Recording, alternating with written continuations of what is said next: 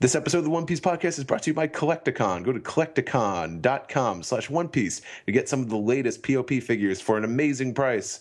You'll be head over heels. Wah, wah.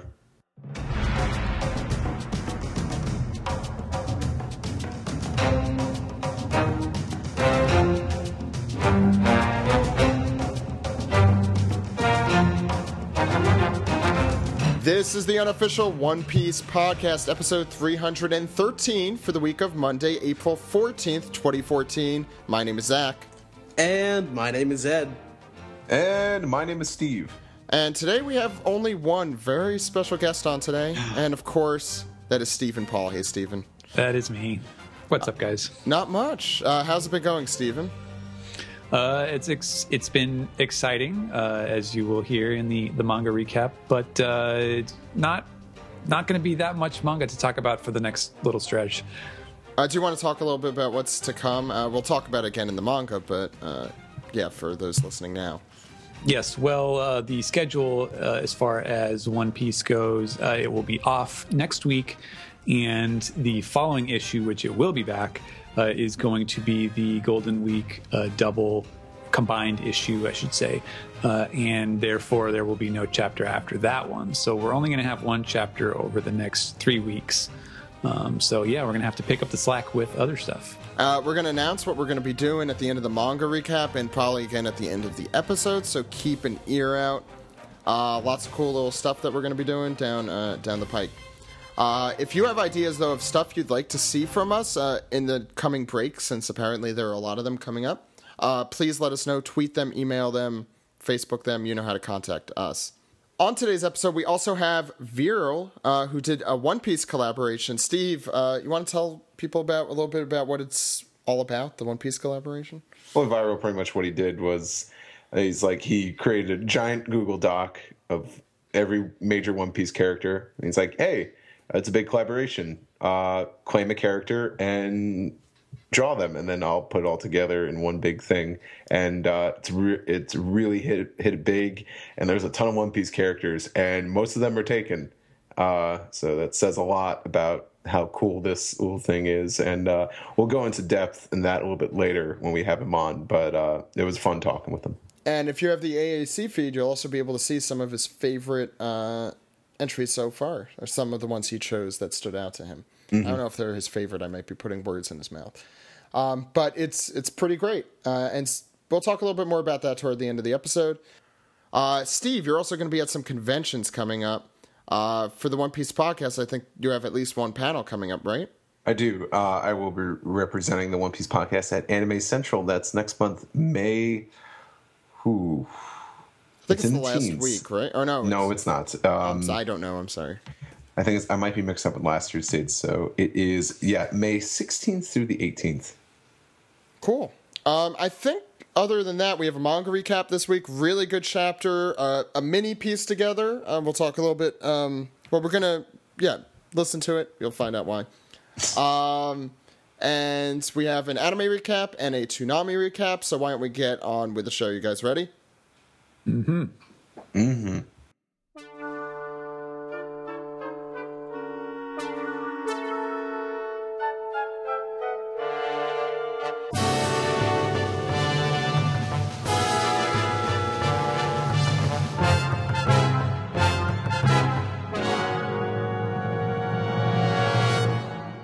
This is going to be a bite-sized news segment, a very quick version of the news segment, or as Ed calls it, the News Express. I'm Zach, and who do we have? And this is Steve with sports.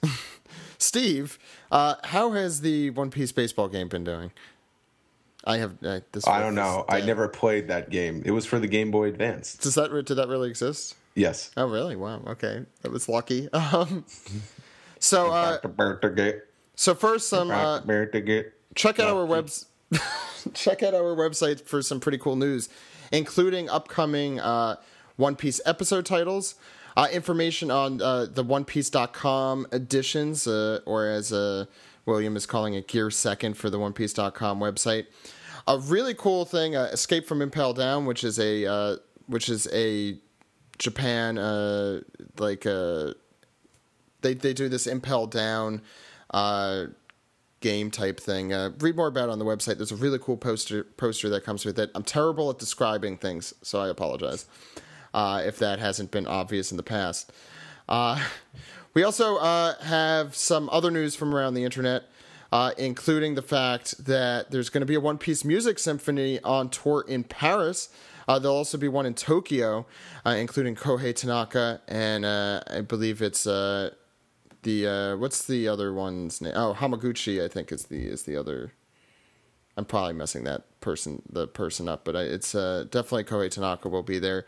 Included are Kaizoko o ni Narunda, Hamaguchi's medley, Karioko no Taka, other things I can't pronounce. The One Piece movie Decade Medley, which includes a lot of tracks you'd be familiar with.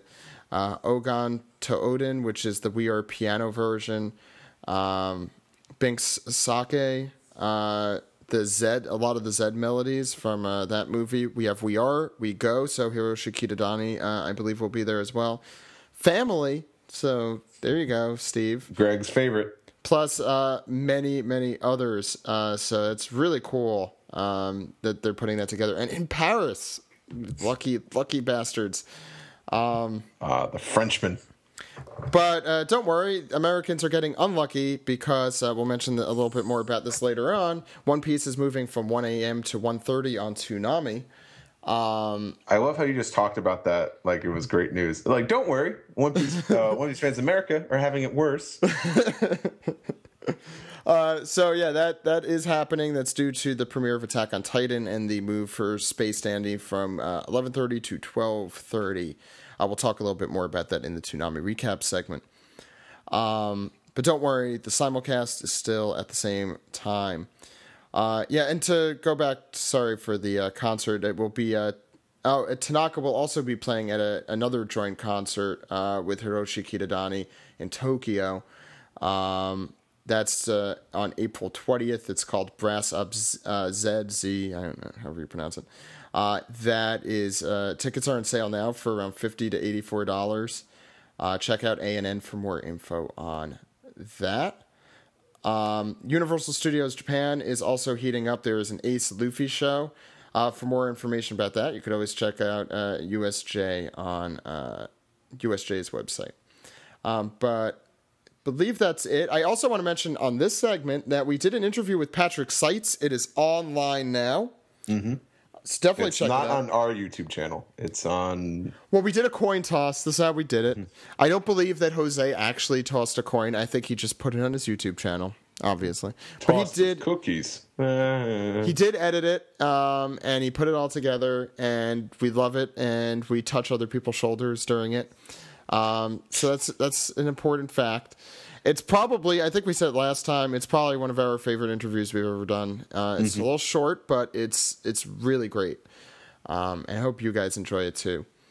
So check that out. The link is on our website, onepiecepodcast.com. You could also find it at ToonamiFaithful.com and on their YouTube channel, which is, I believe, youtube.com/bringitbacktoonami. So check that out. It is brought back already. They just can't change it. That's what their channel originally was. So check that out. I think with all that out of the way, let's get into the next segment. You ready? Yes.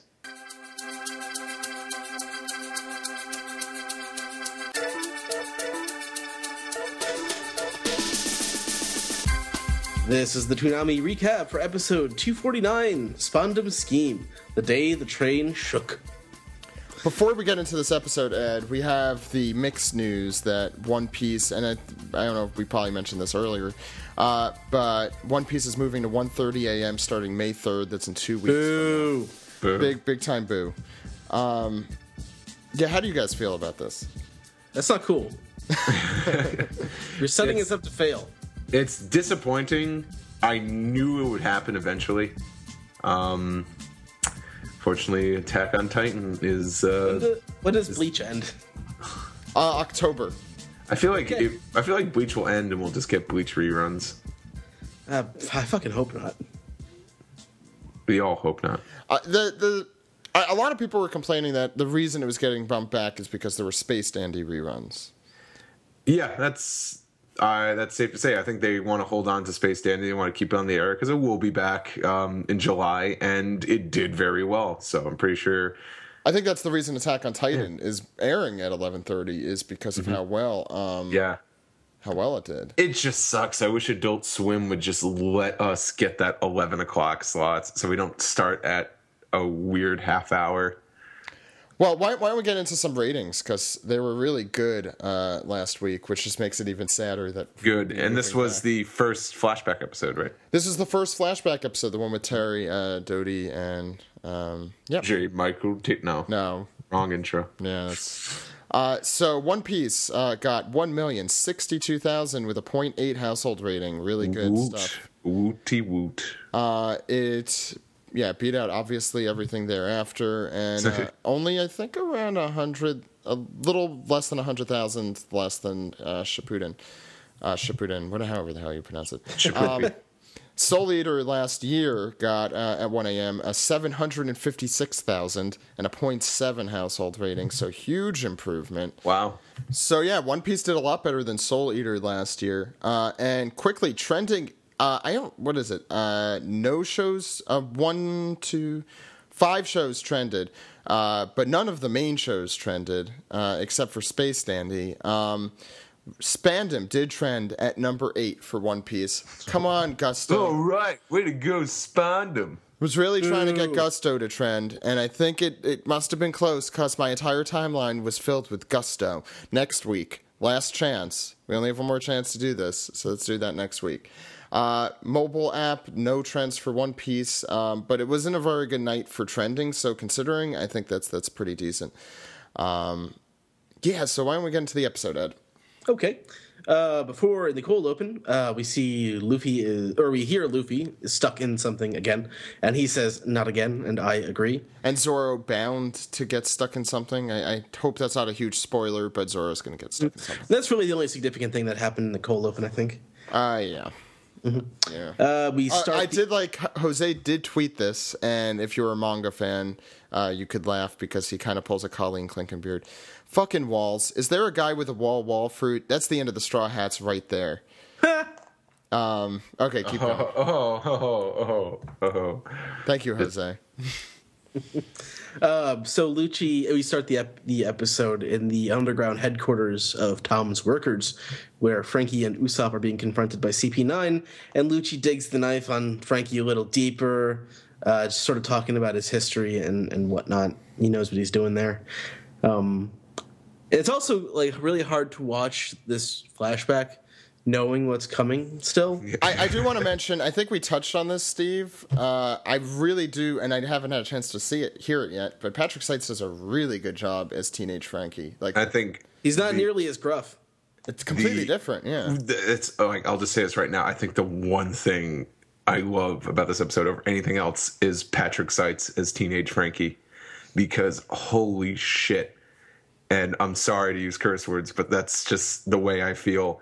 It is so impressive how it is completely different than the adult Frankie voice. Yeah, it does sound similar, but it sounds a lot more nasally. It sounds a lot more kind of cheerful in a way. It's completely different. And I can't believe, then again, it would have felt like such a random question when we interviewed him back in Boston. I don't think I've ever asked him about this, but I was just super, super impressed with this performance. And I don't know if they used any technology to kind of, make his pitch a little higher. No, it's not that off from him. It's not. No, it sounds like him. It just sounds like him in a higher pitch voice. I'm so impressed with this performance. And the thing is, I've gone back and listened to a little bit of Yao doing Teenage Frankie, and it just doesn't fit. It doesn't fit to me. It's like it's Yao playing a teenager. It just doesn't click with me. And Yao is still a tremendous actor, but Seitz just to do a voice that sounds so familiar, like sounds like the character, and then kind of just branch off. And Seitz, he's known for just playing deep voice guys. For him to pull off this voice, it was such a treat to just hear him every time. And so it's my favorite part of this episode. Another favorite part, though, is Spandam's arrival. Is that Spandam, Ed? Or did I? I also wanted to say that the gratification of this flashback is it's like 30, 40 episodes away. So yeah, it's hard to watch. Yes. But Spandam comes in and he's he just sort of arrives there. He's like that. There's a line from you ever seen the movie In the Loop? No. Nope. Okay, so the character's basically a complete mess. He this guy tells him, he's like, "You're like that coffee maker. From bean to cup, you fuck up," and that's like Spandam in a nutshell. He just can't do anything right, and then when he succeeds, he ends up failing in the future even harder. So That's for sure. yeah, he's come to interrogate Tom about the blueprints because the government, intelligence arms of the government do not speak to each other, and we know this is true from real life. I think someone tweeted something about how similar this is to real life, and yeah. Anyway, keep going. Oh yeah, even fictional governments are dysfunctional. Yes. Someone tweeted that. Then Frankie and Iceberg begin to have the philosophical conversation about building warships, and it makes what's coming really very obvious. But Hey, if you keep making those, someone might get hurt one day. Nah. You keep making those, someone might steal them and use them against you. maybe tomorrow. Spandam's countless hours of research on the history of Water 7. Hours? Only hours? Really? Not days? You couldn't bother to... Well, apparently he didn't research that much. Apparently he didn't do enough research because he didn't realize that Tom was already pretty much pardoned for aiding Gold Roger if he was able to complete the sea train. I love how completely ignorant he is of the situation. It definitely adds a level. Spandam is both a victim and symptom of extreme government incompetence. Well, a great line is like, the government already knows already. And Spandam's like, they do? It's like, damn, that was my entire... It's like, that was my plan A there. I don't have a plan B. I love how the government in One Piece is both extremely corrupt but also extremely dysfunctional. It's nice to see. So, it seems to work seamlessly a lot. But Oda has very much adopted the idea of everyone having... When people don't have the same goal, they're just sort of doing stuff for themselves. And also, like, the system of world nobles is incredibly decadent, and the world is sort of in decline. Well, I mean, considering how happy a lot of One Piece is, there's definitely a dystopian vibe in the background that exists. I mean, we'll see it a lot more later. Right. A lot more. It just evolves significantly as the series continues, but it's probably one of my favorite aspects of the series is that fighting against corruption aspect. And so we get a nice scene of Spandam going to see the 5 Elder Stars, and he's like, hey, there's this huge big weapon, we should build it because the world is not like, the world is in decline and we need a giant weapon to take control of it. And the 5 Elder Stars are like, why don't you just focus on getting the blueprints, okay? Even they're like, that's a fucking. Did you notice that Did you notice that the Gandhi looking one actually, I think, had an Indian accent, like a slight one? Like I didn't notice. No, that I think it's just sort of an old man accent. Yeah. I mean, really? Okay, I thought I heard like an Indian accent going there for a sec, like a slight, subtle. Though, pardon this reference, I'm just now realizing, also because I just saw the movie, it's like so many parallels with the new Captain America movie. I'm like, oh my god. It's the same plot, kinda. Not really. There's just some aspects that are similar. Okay, Ed. So back at the bar in Water 7, Spandam is Bluno drinking. at the bar? Yeah. Okay. Me and Zach just hopped on that. Yeah. High five, Steve. The bar that Bluno's from? He didn't actually high five me back, but that's because we're not in the same room. Go on. Spandam is drinking Canadian Club whiskey. Classy choice. Knockoff of Canadian Club, at least. It's pink. Someone's like, this whiskey's really good. And it's like, like oh, Canadian thank you. Club. It's cranberry juice. It's true, Not but it's drunk good. after all. The big day has arrived. The jury, the judge courtroom ship is there. Yes, the courtroom ship. And I love Frankie, that exists. That's a hilarious notion. Ed, can For we your practice? prosecution on the go. Is that what Admiralty law is, Ed? Just go out there in a Lawyers ship. of the sea. Yeah, exactly. We're lawyers of the sea. You're a crook, Captain. Hook. I know. Yeah, I knew that was gonna. Is that Arrested Development? Yeah. Yes. When the only other time Admiralty law is relevant to me is when it's in my Fed Courts class. There's no time Admiralty law is relevant. No offense to all the Admiralty. It's one of the 9 heads of original jurisdiction for the Supreme Court. No offense to the Admiralty lawyers listening to this podcast, which I assume there are 0. I knew a guy in my anime club who was studying Admiralty law. While I assume there is 1. Well, in college, I was surprised. He was a law student at the time. Anyway, enough about college anime clubs. If you're an Admiralty lawyer and you're listening to this podcast, please message us somehow. We'll have you on the air, and I will. Yeah, I'm going to say the same thing as Ed. We would love to work for you. Continue, Ed. Mm-hmm. So everything is going far too well. The courtroom ship has arrived, and but then suddenly things start attacking the judicial ship, and it's a pretty chaotic scene. Children are clutching stuffed animals, and then we see later that they have dropped the stuffed animals, and everyone's crying, and it's terrible. And we see Spondum looking on from like a perch, sort of, as the ship goes down in flames, laughing, cackling. Good. Basically, that is what he's doing. And then they sort of drive the CP. 4 or 5? 5, right? CP5 agents in wetsuits drive them back to the scrap island, where they sort of ditch them, and Tom and Iceberg, who are complete suckers, board the ships.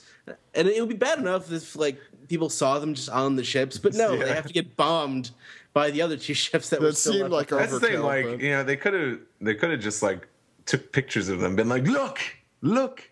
Well, also, there's only 2 of them, and there's like 6 ships. Maybe they can't control 7 ships at once. But it's funny. It's like, wow, these are the ships that they were using, but there's no one on it. And here's the weapons they were holding that I'll now pick up with my bare hands and put my fingerprints on. I don't think they have fingerprints. No.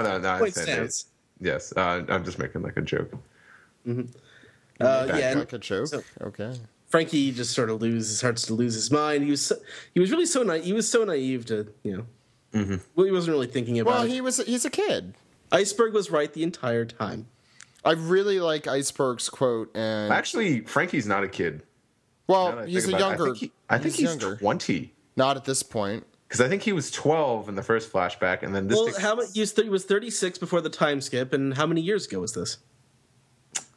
This had to be like at least a decade ago. Well, I think he was 12 the first time, and then I think it jumped 8 years into the future after the sea train was long finished. And I'll look it up, but I really like the line Iceberg, and maybe this is just political identification from me, but weapons are made to hurt people, whether you want to or not. They could hurt your friends. From Iceberg. I like that quote. I'm sorry. It's a very simple moral of the story. Yeah, I mean that is the moral of this story. Keep going, Ed. That was the end of the episode. Oh, perfect. What did you guys think? It's a very sad episode. That's for sure. Yeah. Great episode. A lot of the animation is really on model with a lot of Oda's panels. I was going over the volume very quickly as I was watching it, and there's so many like key panels that are drawn very well in the anime. It's very on model. Yeah, I agree. I really love this flashback. I think it's one of the more underrated of the flashbacks. I don't know if that's true, but it's both a lot of fun, very depressing, and it's a really good story. I really like the story. I'm still trying to find. 14 years had passed. So what does that mean? Was it 10 to... Thank you, One Piece Wikia, for not making this simpler to understand as to how old he was. He was some age between 12 and 34. I will give you that, Steve. He's still a younger guy. I mean, like it or not, I think most of us are naive for a pretty decent amount of time, myself included, probably still. So who knows? Anyway, you want to get into the next segment, guys? Let's do it.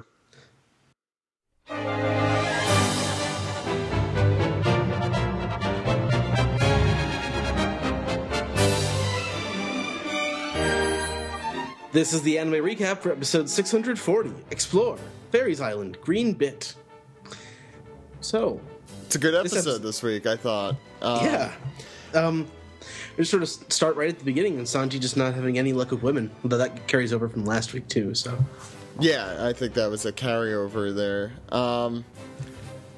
I think it was too. My first description, I was a little sparse in my notes, so it's good that Ed's here also with notes. I said, "Welcome to Greenbit. There's a marine ship stuck in the side of the island. Not just a wild forest, a very wild forest. It's a very wild. It's overgrown." The first thing I wrote down here is like, why is Usopp so amazed by the size of this island? Wasn't he stuck on an archipelago that was trying to eat him for like 2 years? And Little Garden, let's not forget about that. There were giants and dinosaurs and stuff. I mean, this isn't that. I mean, well, there's also like weird mushrooms and stuff. It's like Alice in Wonderland and acid on here. Yeah. So lots of acid this week on the podcast. Yeah. And also the back of Law's jacket says Corazon. Yes, good catch. That is in the manga as well, I believe. I think we've talked about If you listened to the manga recap last week, we talked about that briefly. And if you're not caught up to the manga, then this is a cool foreshadowing. Just look it up in Spanish. It's not spoilers or anything. It's there. It was there. It was there in the manga too. So yeah, look it up if you were curious. If you don't want to be hinted at, then don't. Whatever. Yeah, and Caesar doesn't shut up in the beginning of the episode. No, he does not. The only good ending for him is that Doflamingo actually does what he says and picks him up because, the Marines are here, and otherwise he's just sort of stuck with Luffy and Law, and Law, he's going to be their bitch. And Law, who is clearly up to something. We have a little flashback of, oh yeah, we're going to Greenbit, as he told Smoker. Oh yeah, I forgot about that. He won't stop whining though. He says to Robin and Usopp, Law says to Robin and Usopp, okay, you're going to be sniping and surveillance. I'm like, oh, okay, I guess it's a good choice. What a coinky dink! That's what we do. And well, Robin does surveillance, and Usopp complains like a baby. And I really love the line from Robin. Thank you for being so manly, Usopp. But also, she says to Law that she thinks that she's hiding something. He's like, no, nonsense. I'm not hiding anything. This is how my face always looks. Maybe not the mustache, but or the glasses. And then the shifty eyes back and forth and back and forth. Smash cut from Usopp bitching to Usopp searching the forest. I think I wrote down a note. It just said, "Let's all yell." Everyone was yelling, except for Robin and Law, of course. I mean, pretty much by everyone, I mean Usopp and Caesar. Caesar's like, back to that "Help me! Line. This is where I am," and everyone's like, "Shut up, you idiot!" And Usopp's like, "Wow, this place is scary." What do you mean I have to snipe? Yeah, it was just like... And Usopp's like, Robin, come on, can you walk a little slower? I'm trying... Hey, don't stop so suddenly. What are you doing? Make up your damn mind. Bitch. Can I talk about, previous manga recaps a little bit without getting into too much detail? If you could be vague about it and... Yeah, or just tell people to skip ahead or something. It's like, don't you think he's a little more like this because of the lack of... blah, blah, blah, blah. I'm trying to be as vague as possible. See, I don't even know what you're talking about. Yeah. All I can say is if you thought that a certain disappearance of someone led to Usopp acting a certain way, watch this episode. Steak is still different. Okay, I don't even know where I'm going with this. You can't just say steak and salad. I'm like, steak I get and it. salad. Okay. Yeah, let's continue. We find out. Oh, then they're here. Who's here? The Totadas. Oh, and who else? We're here. The Marines, we find out. Yes. Well, yes, officially. Yeah. The Marines are attacked by a bunch of fairies, as we're still calling little people. We find out the name of the tribe, I think, in this episode. Yes, when Wicca says it. And Robin catches one of them, which I think is filler. I don't remember. She caught one, but I don't think we saw the reveal in the manga. Yeah, I think this is an earlier reveal than we got in the manga. Yeah, I think we got it a little bit later, which is fine. They save on animation by not actually showing them doing anything. Yeah. Then we had to see Zoro talking to himself. Wait, he's talking to a fairy. I love how everyone in the town's like, no, ignore the man. He's just a crazy person. No. Here. Zoro's been running for one reason or another for like the past 8 episodes. Accurate. He must be really good at cardio. I mean, his I don't know, his heart muscles must work very well. I'm a doctor. No. What? His ventricle system. I don't know. He's good at cardio. Where are you Stop going talking with about this? things you don't understand, Steve. Well, that's why I want to get into politics. Anyway, Zoro is talking to... I would say Zoro is just mean and scary. Well, with the mustache and the glasses, the sunglasses, it definitely helps that look. He's talking to Wicca, who is a scouting unit. And then we get our little flashback on why these two were all sent in teams. It's not little at all. It's like a third of the episode. At least it seems that way. It's a long flashback. It's not bad. It's a lot though. But Zoro proceeds to talk to Wicca by grabbing her and squeezing her and saying, "Who are you?" Well, she wouldn't shut up, and she wouldn't stop banging the ground, which would thereafter crack the sidewalk and eventually knock down an entire building. She's cute when she cries, though. But she just knocked down an entire building, Ed. I don't know if that's cute to you, but... Do you know what cute means? What was that from again? I think it's from Parks and Rec. Oh, yeah. I think that's true. So we find out that she actually saw that the Don Quixote family is on their way to attack the Straw Hat ship, and Zoro thinks to himself... I'm a Straw Hat. I'm sure he thinks that. But he's like, wait a second. Why would they attack Brook and Nami and Chopper and the other one? Of all the ones they could attack, they have to attack them. Yeah. There's a lot of exposition in this episode. And she accidentally reveals a lot. Like, she's not trying to, but she does. There's a lot of lighthearted music, actually. Oddly lighthearted music when they come back from the commercial break and Zoro was still talking to Wicca. It was... Well, she's cute. That's they're making the point that the Tontadas are really cute, even when they're like, this is important shit. Like, they're going to go attack the ship, and we're talking about happy music. Meanwhile, at the Coliseum, Block C is preparing to start. It still hasn't. Don Shinjao walks through all of the competitors. She's more tromping around like a man-eating giant, V5, fofum, basically. A giant Santa Claus. That's a giant evil Santa Claus. With a butt head. Giant evil Chinese Santa Claus with a dent in his head. And his head looks like a butt. And he could go false Super Saiyan. He can. Or whatever it's called now. And we see Lucy is hiding in the top pillar as he's rampaging, and he comes down and he's like, "Whoa, what was all that about?" Whoa, we got a badass over here.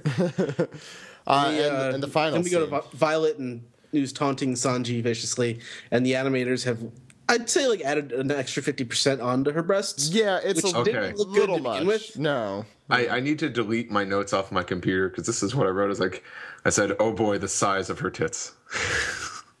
They do it. I did appreciate the Sharon Stone Basic Instinct reference. I don't know if you guys saw that. But as soon as it pulls out for kind of like the big reveal, even though we already know who she is, but kind of to get that signature pose of her sitting in the chair, it's like they're just there.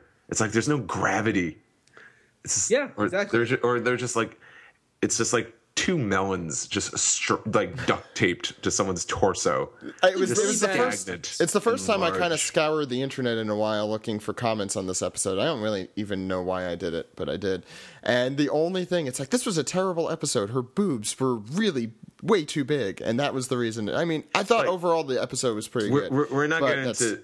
We're not quite on the level of the titillating tales of episode of our episode of the podcast where we just have that terrible screen cap of just the worst. Here's something about, I don't know, like 12 inches from the torso, and then with like the waist just like sucked in, like there's just no organs in there. No, it makes no sense. Anatomy, people, anatomy. Yeah, as we've learned, Steve is a doctor. Yes, and Doctor's not a doctor, but Steve's also not a doctor. A doctor of fine arts? No, not even that. Okay. No, I just got my bachelor's. You're a Juris Doctor, Zach. I know. Actually, I'm the doctor here. Take that. No, you're the lawyer. But I'm okay, that's Ed. I almost called you doctor. Go ahead. No, doctor's a sawbones. A lawyer's a shyster. Anyway. Sanji doesn't take no for an answer in this situation. He takes a kick to the face instead. Yes, he does. And they do this like pink goggle thing. That sounds bad, but it's like when she does her ability, it has like, and then it gets darker as like she's going deeper into his brain. A pink glow. I And don't like where this is going. his skull still has a curly brow as well. Yeah, I like that. I like that. That was funny. It's like Brooke has an afro attached to his skull, and Sanji has his eyebrows. yeah, so if he had the fruit that Brooke has, that's what he would look like. If anyone was curious.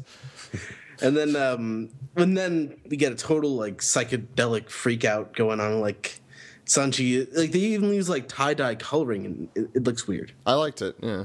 Yeah, I he's think. freaking out, man. And then it ends off. The joke is he's a pervert. Yeah, I had no idea.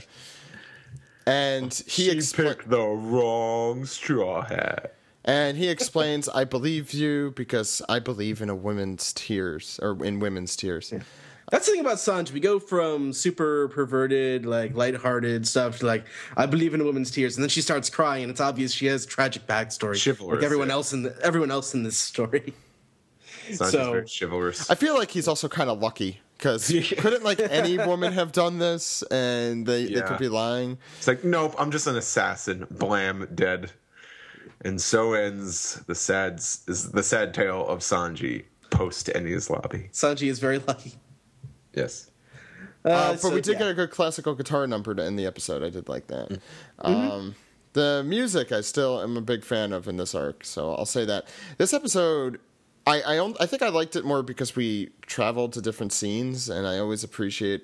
I feel like the anime is better off when you're not in the same scene the entire episode. That's not always the case with the manga. Yeah, but. That's not always the case because I've been really enjoying the Colosseum episode. Yeah, I was about to say I really enjoy the Colosseum, and I find myself caring less about other characters right now because I want to get to the Luffy like fighting stuff because that's about to happen. To be honest, I wasn't as crazy about these episodes about this episode as I've been in the past because I think I was really getting into the Colosseum, which was kind of weird. I think a year ago, it's like, I really hope we don't do nothing with this Colosseum for 15 chapters. We were saying that. But also, this episode was a lot of moving characters into position. Like Zoro was off to the flower field. He's off to the flower field and to the ship. Or wherever he thinks he's going. We did forget to mention that Zoro is a Nimkapoop, I think was the word. Sanji has been captured, and Usopp and Robin are, who knows, traipsing along the forest. Yeah.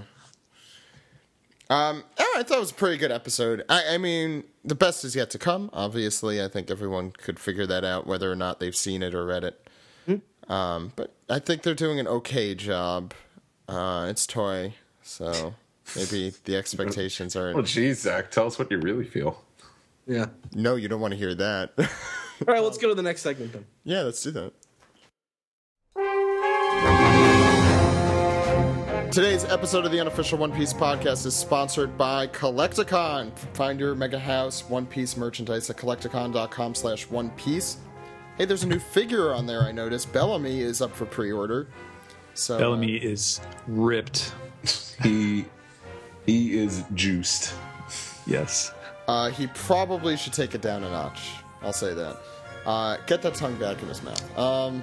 Well, you can put the tongue back in his mouth by switching to one of his alternate heads. Wow. Steve, thank you for telling me that. You're welcome. You can check that one out. Any other ones that have there been any other new additions since the last game? Rebecca was the last new addition. So Bellamy would be the first. So yeah, they're both up for pre-order for around $80 each. Those are the Portrait of Pirates Sailing Again. Yeah, check those out at kolektakon.com. Any other things? I mean, does Doflamingo have an alternate head? I need to check that. Yes, he does. You could also get his tongue back in his head. So Or you That could is just be really hanging out there. Or you could just be like the current manga and just take his head off. Can you? Ooh, spoiler Great time. commercial. Okay, why don't we get back into the show, guys? And try and be less spoilery, right, guys? Well, the fact that we're just mentioning Bellamy is a spoiler in itself. Or is it? Or is it? Here we go.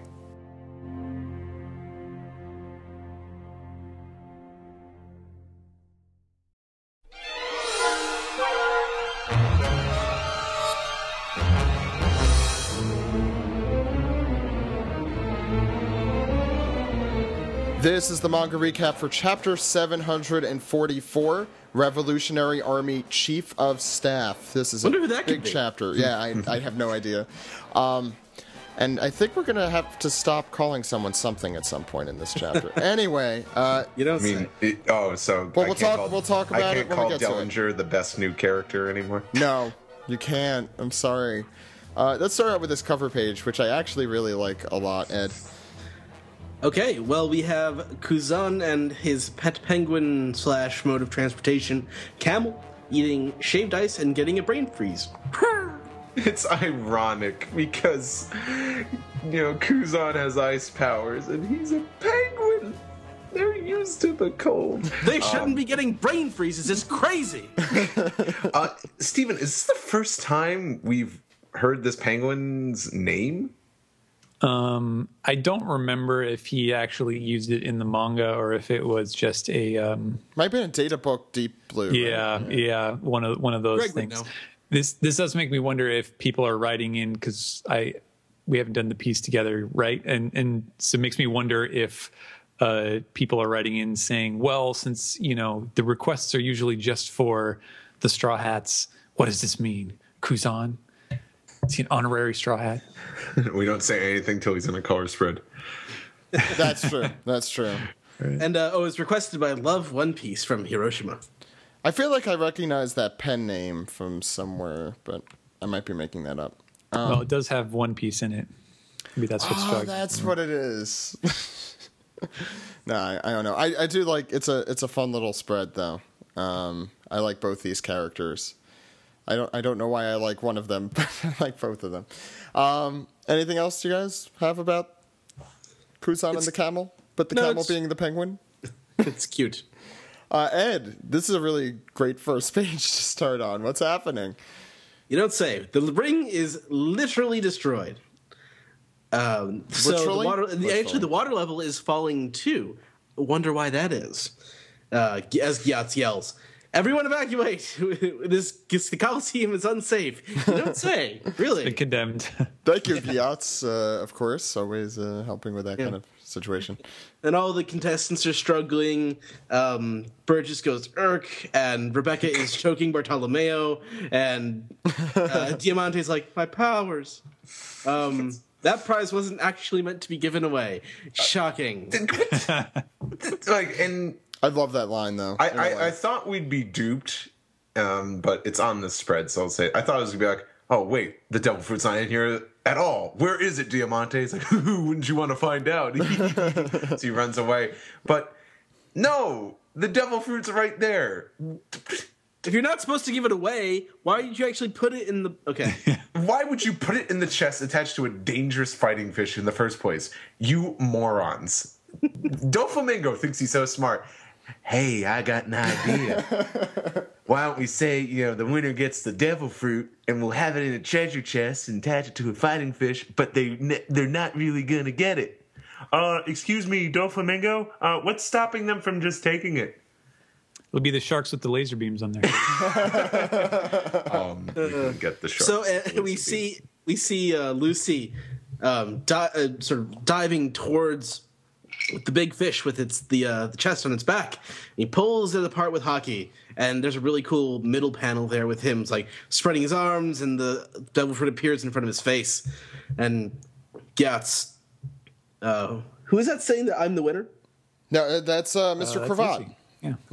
Okay. So he's still saying that he's the winner, and it's like, well, I got the devil fruit, and God's like, oh, and now it's Lucy's. He's gonna take it. And Yeah. and this is just, it's funny because Gyatz continues his job. It's we have ourselves a winner, everyone. It's, I know it seems a little stupid now to talk about this. It's like, hey, and it's like, you're totally paying attention to this right now. You totally care about the winner of the contest. Someone did seize the flame fruit, and yeah, it's clear no one cares because people are running. And oh my God, bear's running. How could that be? This mass chaos. Dogs and cats living together. And he says the darkest of horses in this tourney as Mr. Cravat takes a big old bite out of what seems to be the real flame fruit. I love his reaction to Doflamingo it, too. truly is an idiot. Seriously. I don't I get. agree. You're not really supposed to win that. Then why'd you put it there? You guys make a bunch of fake devil fruits. Why not just throw a fake devil fruit in there? Oh my god, that's true. Wow, that even makes it more confounding. People do know what the fruit looks like. That's true. Yeah. Then It's very distinctive. Contestants especially Then would know whip what a- it was supposed to look like. Then whip a poor tontada to the near brink of death and have them shape a fruit look like There you that. go. Well said. But yeah, and then Mr. Pratt's like, "Ugh, blech, that was gross. And he grabs Rebecca. I guess he's a gentleman. He saves Rebecca, and he throws Bartolomeo. Bartolomeo is like, "Hey, save me too, sir." And He's turned into Peppermint Patty and wait, no, that's the other one. But who actually says that? yeah. Oh, frick, what's her name? Was his Peppermint Battlestar Patty Galactica? and no, that's Frack. Okay. Get it straight, Well- Ed. Steve, go ahead. Sorry. One of the mysteries of the universe. We'll never find out. And for some reason, I guess Gyatz just shouts out that Lucy is the winner by because this is continuing off what he said in the first panel. It's like Lucy and toss the helmet, sunglasses, and beard are thrown away. Oh my god! I don't understand quite why he did this, but okay. But For the audience. the fight's over. Ta-da! I'm here. I'm making an entrance. We have our champion. And we hear Mr. Cravat yelling back to Bartolomeo. It's like, "You're a man. You can defend yourself." What? I like it's really hard to see there, but he jumps off of a pillar that remained after his attack. The dragon, what was it called? Paw? Or, Yeah. No, Dragon's Breath. Dragon's breath, and he just jumps up into the air from there with a dish. And this is the legit flame fruit because ouch, that's pretty hot as he forms fire around his hand. He says like, wait, I don't feel the heat. My mind's just playing tricks on me. I turned into the fire. I am the fire. Sabo is Who? Mr. Cravat is a really big Ghetto Boys fan. Mine's playing tricks on me. But Burge is saying he ate the flame fruit, and Diamante is like, wait, isn't he the revolutionary? And then we see Koala's like, I got your outfit. Why does koala sound like that? She is not Dellinger. See? No, it's like, it was more like, I got your outfit. Oh, I've got your outfit. She's a woman, high voice. Oh, what was that? Like Minnie Mouse? This is why we need a woman on the podcast. Yes. Not good at these voices, man. Wow, Zach, you sound like you're making a fan dub. Wait, you're a girl and you have a microphone? You're every female character. You're the best. Fine, Steve, you could do all the female characters. And she does what every One Piece character seems to do these days, is just dive into the air because gravity means nothing. And I'm not. Oh, and this is Mr. Cravat. He's kind of cocking back his fist and he says, "Sorry, Ace, I'm gonna use your move because I'm sure he'd be mad at you, Sabo." Taj. It's gonna make an infringement, man. Good catch there, Steve. And Mr. Cravat fires a fire fist, which makes sense. Really cool panel here, reminiscent of the original Fire Fist. When Ace killed all those Baroque work agents. Right, exactly. And we see the crowd is Look stunned. at Gyatz's tongue. Gyatz's tongue is also stunned on end. It's also like shrank. It shrank and pulled out. And there's a hole that develops at the bottom, and we see a little diagram indicating exactly what just happened. And then we shoot to the Treble, that's his name. That's the right reaction to that face. That is, yeah. Oh. Ugh. That was a coincidental reaction, I assure you. He's like, damn you, straw hats. Damn you, tone tatas. That's not what he sounds like at all. It's probably, damn you, straw hat. And we would have got away with it. It wasn't for you damn straw hats and you damn tontadas. And Come back here with my toys. basically what he says. And Robin is like, get out of here, take Usopp with you. And Leo and the rest of them. Anyone want to do this, Ed? We got a one. The one get a finger on Usoland. And they Yes, sir. they take Usopp away, and Treble's like, "Oh, you're after the Smile Factory, ain't you?" Well, at least someone. Robin. At least someone in the Don Quixote family isn't a complete idiot. I don't know. He's pretty stupid. We don't know much about Pika either. I don't think he's ever said a word. And he throws a stick chain, and Robin's giant hand catches the stick. It's basically a loogie. And no, she doesn't catch it. She blocks it with a huge boulder. oh, is that what that is? I thought there was like a loogie on the end of the thing there. Okay, that would be really disgusting. that would be terrible. But then both Treble and Robin are shocked when a giant appears and picks up Usopp in his hand like so many rag dolls. And he's like, I need this guy for a bit. So Usopp got turned into a toy after all. See, we were all worried about that. I will pet him and squeeze him. They call him George. And he's the Hybridine is very appreciative, actually. Apparently some of these toys were like transformed for 10 whole years, which is basically how long Doflamingo has been on the island. So he's just sort of appreciating how much pain that they all went through for him. And if Usopp hadn't come around, they might have been slaves forever, and they owe him their lives. So maybe this is how Usopp gets 8,000 followers. So he holds him up and he says, "Look closely, warriors. Gaze upon the face of the man who has undone the curse. His name, he's our hero, Captain Usopp." As the ceiling cracks from Sabo's attack. Oh my god! And the light shines through. Behold, our new god.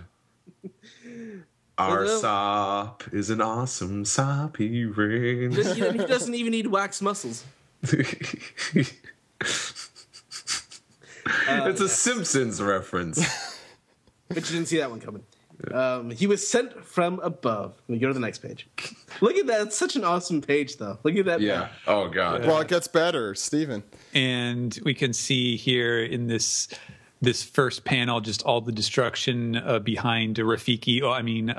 Behind Hybridine as he holds Usopp aloft to the throng below, and they're all just speechless. You can see they've all got tears in their eyes, and their faces are red just from the glory of their savior. Yeah. Yes, even Suleiman in his crazy hat is crying, and Dogma and Elizabeth too. Like that's. We just get the great close up. And the Funk Brothers of totally unconscious Usopp as the angelic chorus is playing behind him. Anyone want to sing that? There you go. All righty. I knew that was happening. Like Ace Ventura is happening in this. Go ahead. And they finally find their voices, and they're like, "Oh, he's so divine," and they're just even Cavendish with his mouth agape there. Yes, they're all just enraptured by this. I love the shading on them for this. I don't know why. Yeah, it's great. I think Oda did a really good job just in this whole sequence of like the sort of image of the light shining down from heaven and just enveloping everything. But Usopp is just like he's barely conscious, and he's just grunting. He's just like, me, and I will guide you. And they don't. They're trying to piece this together. Follow me, and I will guide you. And they're just, oh my God, he's our savior. Almighty God Usopp, what must we do? And so they're all following him, but in reality, Usopp is actually trying to say he's giving commands to Hybridine, telling him, "Just you fool, lower me, unhand me. Blood spilling all over my face. Just do it, you jerk." Before we get past that, this panel is incredible because of that joke right there. Yay, Steven. Was that hard? How hard was that to translate? You know what? I was actually surprised it wasn't as hard as I thought it was when I first saw it, and part of that is just because like the entire thing of the joke. And this is basically like the I moved around some of the statements that Usopp is making, but it's all basically the same things that he was saying. Like he's telling Hayarden, let me down, I have blood all over my face, just take a look at me, like pay attention, and he's just sort of cussing him out. And but the fact that he is like sort of grunting these things meant that I could just split them into individual syllables, which makes it way easier, because then, as you can see, I just like sort of cherry pick where I can fit them in. And so, yeah, it didn't actually take that long, fortunately. Mm-hmm. But, yeah, that is... Fool, lower me down, unhand me. I have blood spilling down my face. Yes. But, yes, they're all on his side now. He's won them all over. He has his 8,000 followers. Yes, he has his followers. And they're all waiting on his every word. And so he's like, in that case, destroy the factory and rescue my friends. And yes, as you command. As he gets the two... Utoland! The two government bombing, the government bombers. Like, yeah, we'll do it. I love it. You mean Abdullah and Jeet there? Yeah. Okay. Two pro wrestlers. You have then we kind of switch scenes, and Burgess is on the ground thinking, what? I was supposed to eat the flame fruit. It wasn't even Straw Hat who got it. Who was that guy? Oh wait, he knows who that is. And I love Diamante floating in the wind there. Yeah, fluttering. He looks like a ghost. I am dead now. and I love. And wouldn't that make him a pirate ghost? Ghost pirate. And he looks over to see. There's no such thing as pirates. He looks over to see the crowd of people coming at him, and he's like, "What the? How did they? Oh, right, they were all the toys. Oh shit!" Running straight at Diamante there. He doesn't say, "Don't attack shit, me. but... I am just a ghost." And we hear the explosions and ruckus happening, and Bartolomeo was like, "Hey, look, you didn't even I can make barriers. It doesn't mean I am immortal. Like, come on, don't just leave me there like that." Meanwhile, Rebecca is talking to, we're going to have to say goodbye to Mr. Cravat, I think, after this. I think it's about time. She said kind that... of saying it the entire time. Yeah, you guys have kind of been ruining this whole thing right now. Spoilers. And she's like, I had no idea a place, existed underground. And who are you, by the way? What happened to, Lucy, the previous Lucy? And Mr. Cravat said, this stuff is tricky to control. And we find out that Mr. Cravat is actually... Who is he? Sabo? It's him! Steven? Sabo? What? He's dead. What? That's impossible. There's no way. I was really pulling for the Graveyard Keeper. No, I don't want to make too many jokes about this, because this is our... Finally, people can stop asking us why we're referring to him as Mr. Cravat. It is Sabo. It's official now. Yeah, I think we have to call him Sabo now. Mm-hmm. No more sabotage. Mr. It'd be Cravat funny if we sabotage. accidentally start calling him Mr. Cravat. He's still wearing a cravat. Yeah, he's still wearing it. Mr. Sabo Cravat. Actually, in all seriousness, I'm glad that Oda did this in the middle of the chapter and didn't try to kind of insult our intelligence by having it be like the dramatic last page sort of thing. Like everybody knew it was him. Yeah. Mm-hmm. Well, his full name is now Mr. Sabotage Cravat. No, that's not true.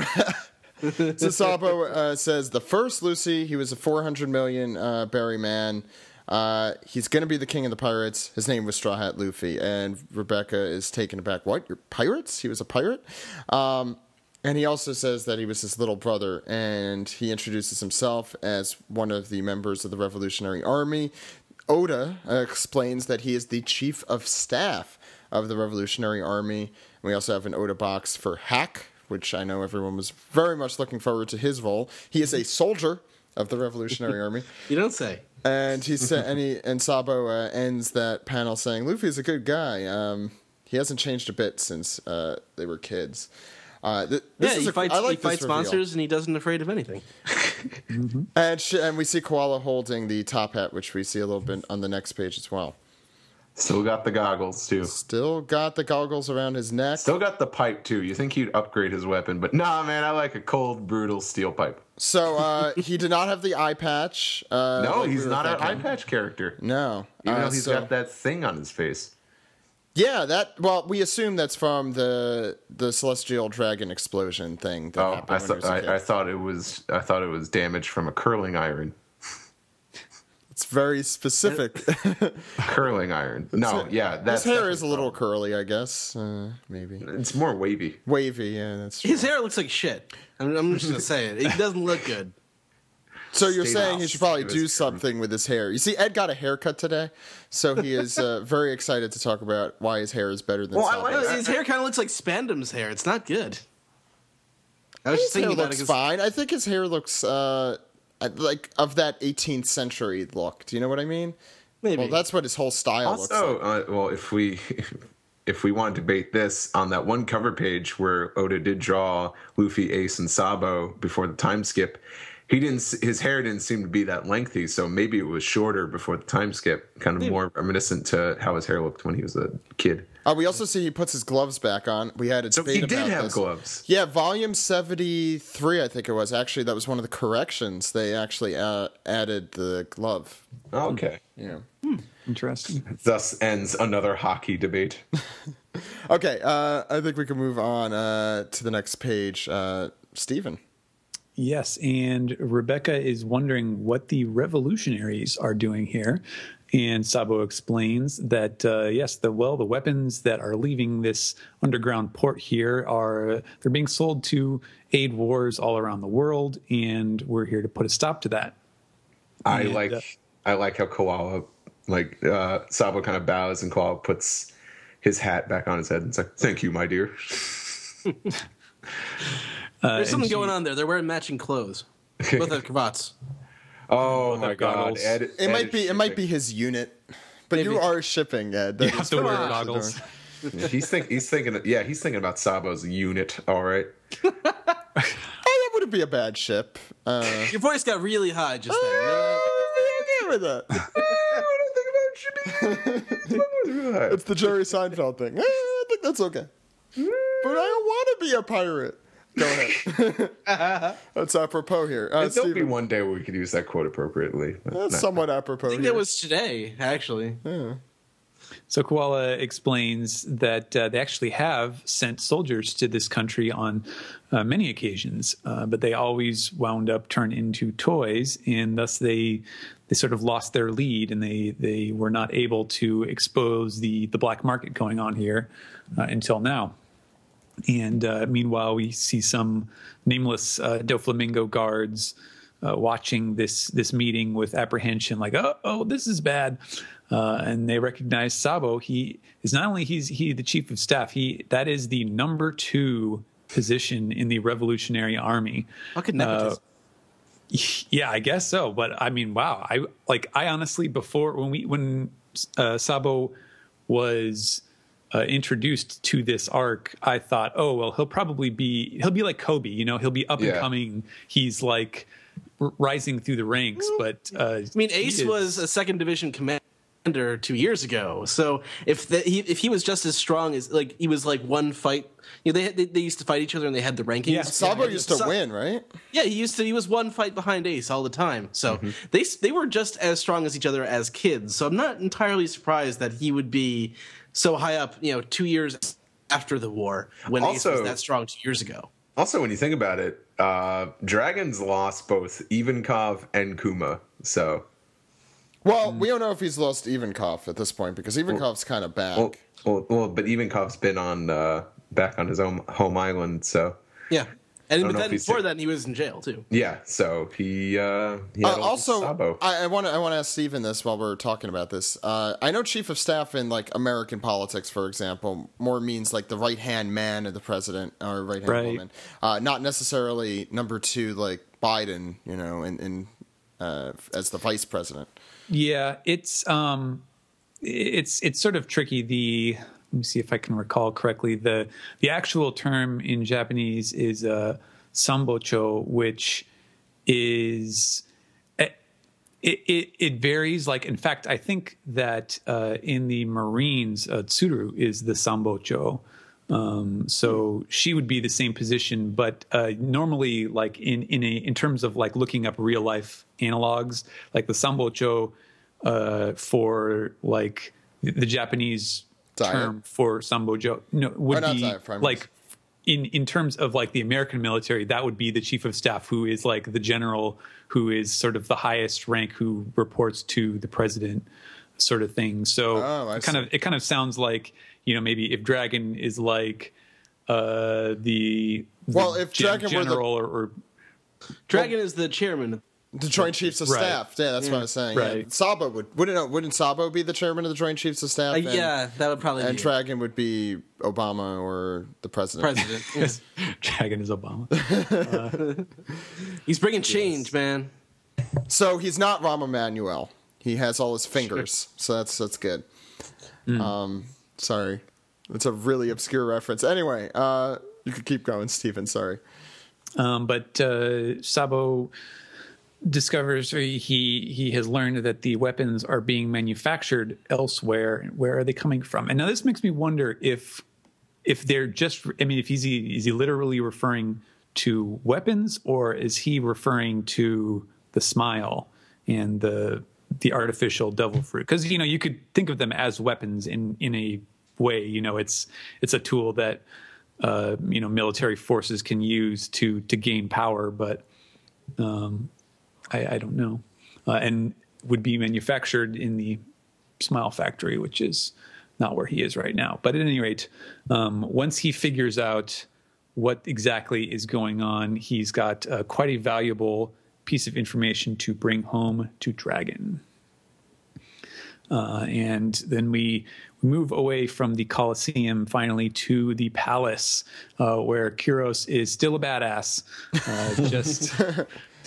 it's just throwing guys in the air with his sword, sending them flying. Buffalo can't believe it. He's like, what? He's only got one leg. How can this be happening? And look what he did to the young master. And I just love that shot of Doflamingo's body just like kneeling on the ground without the head. Yeah. See, and if he really was dead, there'd just be blood squirting. Like, it'd be like a geyser just... Yes. Wait, are you saying he's not dead? Are you spoiling me? I've been saying that for a while now. Ed. Okay. So Kyros seizes Buffalo by the neck, spins him around, and drives his head into the floor. Dastian. Is that irony or? Which is good. Take out one of the most annoying characters first, so then we don't have to hear their commentary later. I do like that. That is that's a good thing, especially when the anime comes along. It's gonna be, oh no, he's talking again. Yes, he's gotten thrown out a window, and he broke one of his teeth, his tattoo teeth. Yeah. This is another like sort of cheap shot by Oda where like he sort of snaps the guy's neck, but it's the guy who can rotate his body at will, so it doesn't really mean anything. And then Baby Five shows up and she's like, Buffalo, no! And Luffy charges in, I'm here to save you, Traffy. And someone else says, Straw Hat, I think that's Traffy. Oh no, that might be Baby Five. Who knows? And then Luffy is glad to see that Law is still alive, and Law's like, the hell are you doing? Why is the factory destroyed? You're not supposed to be here. Not looking happy at all about the situation. And Violet gives Luffy the key to the cuffs, and those won't survive. It's like Luffy remarks, "You're so well prepared. It's like you know what's coming." I like that line, and also the joke there, I guess. And Gladius is there, and he said, "Don't." And he says, "Don't lay a finger on the master, Violet." And then Gladius is confused, and he sees the head. Like, whoa. And Kyros... What's going on here? Oh, shit. Kyros frees King Riku. Let me go to the next page. Steve. The next page, and well, I was like, "Hey, this is great and all, but our alliance is finished." And Luffy says, "Huh? That's pretty selfish of you." Only I get to decide. Yeah, but Luffy says, "That's very selfish. Only I may decide." Only I may dance. Yeah, only I may decide that. You shut up. He's like the nightmare girlfriend. You just can't dump him. You can't break up with me. I only make that call. There was the Seinfeld episode where George tries to break up with someone by cheating on them, and he's On like, Seinfeld, in this episode. he's like, I'm breaking up with you, and she's just like, no, you're not. And he's like, but I'm cheating on you with this girl, and it's like, no, I think we can make this work. Let's all talk about this. Go ahead. Well, of course, I mean, Law says, well, who's being selfish now? He says, and then we get a close-up, a glare. With the alliance finished, we're enemies again. Set me free, and I'll kill you. And Luffy responds to that, that threat with, don't move. It's like, don't move. If I touch the Sea Prism Stone, I'll pass out. So this is pretty tough. That's a great panel here. I love this. Viola's like, keep steady. It's like they're playing Operations. Yeah, exactly. Don't touch the sides. And Law's just like, you're not even listening to me. And then the ground gets all shook up and distorted. It's definitely the work of Pika. And that knocks Law... With the Krathwop. Not really Law off his throne, just Law and the throne away. Splits They're him still up. attached, yeah. He's like, it's the stone guy. And we see him arise from the floor, and his hand picks up Doflamingo's decapitated head. And it speaks. It says, hey, hey, hey, he. Things have gone worse than I imagined. I'm like, yeah, that's the story of your life, Doflamingo. Why did you put the fruit in there? I'm sorry. Makes no sense. I'm sorry. And Luffy's like, he's still alive. And Baby Five's like, Master, young Master. The whole cast of Brave Little Toaster says, the Master, which really doesn't happen. And Kyros and King Riku look on, and they're like, what does it mean? And Doflamingo's like, this is good. This has gotten pretty bad. I'll have to use the bird cage now. The bird cage, won't I, Law? And Law's like, the bird cage. Yes, the bird cage. Not that movie. God, I hate Robin Williams. Bird cage. Tweet, tweet. I'm a bird. I'm in a cage. Rage in a cage. What's the word? Bird's the word. So is Doflamingo officially voiced by Robin Williams? It changes like every week. So, Steven, what did you think of this chapter? Think of the bird. What did you think of the bird cage? Even though we haven't seen that. Even though we haven't seen you've seen the bird cage, Steven. What do you think? No, but what did you think of this chapter? on break. Not actually. We should point out that there's no chapter next week, and the following week will be a combined issue for Golden Week. So there will be one chapter over the next 3 weeks. So we have to make this count. But we have some cool stuff planned, which we'll talk about. Do we, Zach? Yes. No, we actually do. Well, looks like we're going to have 2 weeks for that chapter. Looks like we'll have to use the bird cage. We'll do like a part 1 and part 2 bird cage or something. That doesn't even make any sense. Talk about all the famous birds. We'll just talk like Robin Williams for 2 entire episodes. April Fool's is over. Steven, unfortunately. What did you think of the chapter, though? Yeah, actually, I think I don't know if I would say that like each chapter is topping the last one, but it just feels like the last 3 or 4 weeks that like Oda has just been on top of his game. Like this is definitely the climax of the arc in terms of like resolving all of these questions, and it's just been really awesome and just packed with crazy stuff in pretty much every scene. So yeah, it was great. The Usopp stuff was absolutely fantastic. Just like for as much as we were ragging on that storyline before he actually, finally went about and did the business that needed to be done, like it just feels like it's been an embarrassment of riches ever since that point between, his ridiculous Tada Babasco fiasco and, now ending with this. Yeah. And Jesus H. Usopp. Well, and there's a lot to be happy about in this episode. I was especially going to mention both the Usopp storyline and the now Sabo storyline were very strong. It actually made what's happening with Doflamingo seem like secondary. But it's about to become primary again. Yes, I think. exactly. Yeah. So that kind of took this week off, and we got big reveals of Sabo and Usopp being all Christ-like and gaining 8,000 followers, probably. So I wonder where Hyrule is from. Is he from Elbaf? Yeah, I think they said he was. Yeah, in the anime they did. Okay. I think in the manga they did too. Yeah, I'm sure they did, but I just saw the anime recently, and That's they true. did. So there's that, and no, I'm really happy for Usopp. This is turning out very well for him. It's also hilarious.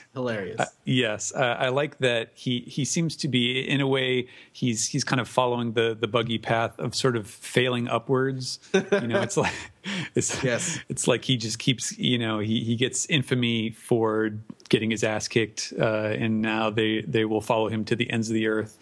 It's just great. It's nice, really, being very excited to do these manga recaps with you guys. Like, I'm always excited to, but like these last few chapters, I'm like, I have to talk about these. It's always fun. Steve, what did you think? Kind of like what Steven said. The kind of whole Usopp thing kind of overshadowed the Sabo reveal, but I mean, if you didn't know it was Sabo at this point, but wait, Mr. Cravat was Sabo this entire time, all along. Oh God, that wasn't who I thought it was. I thought it was right Blackbeard. under your nose, Zach. And you do it again too.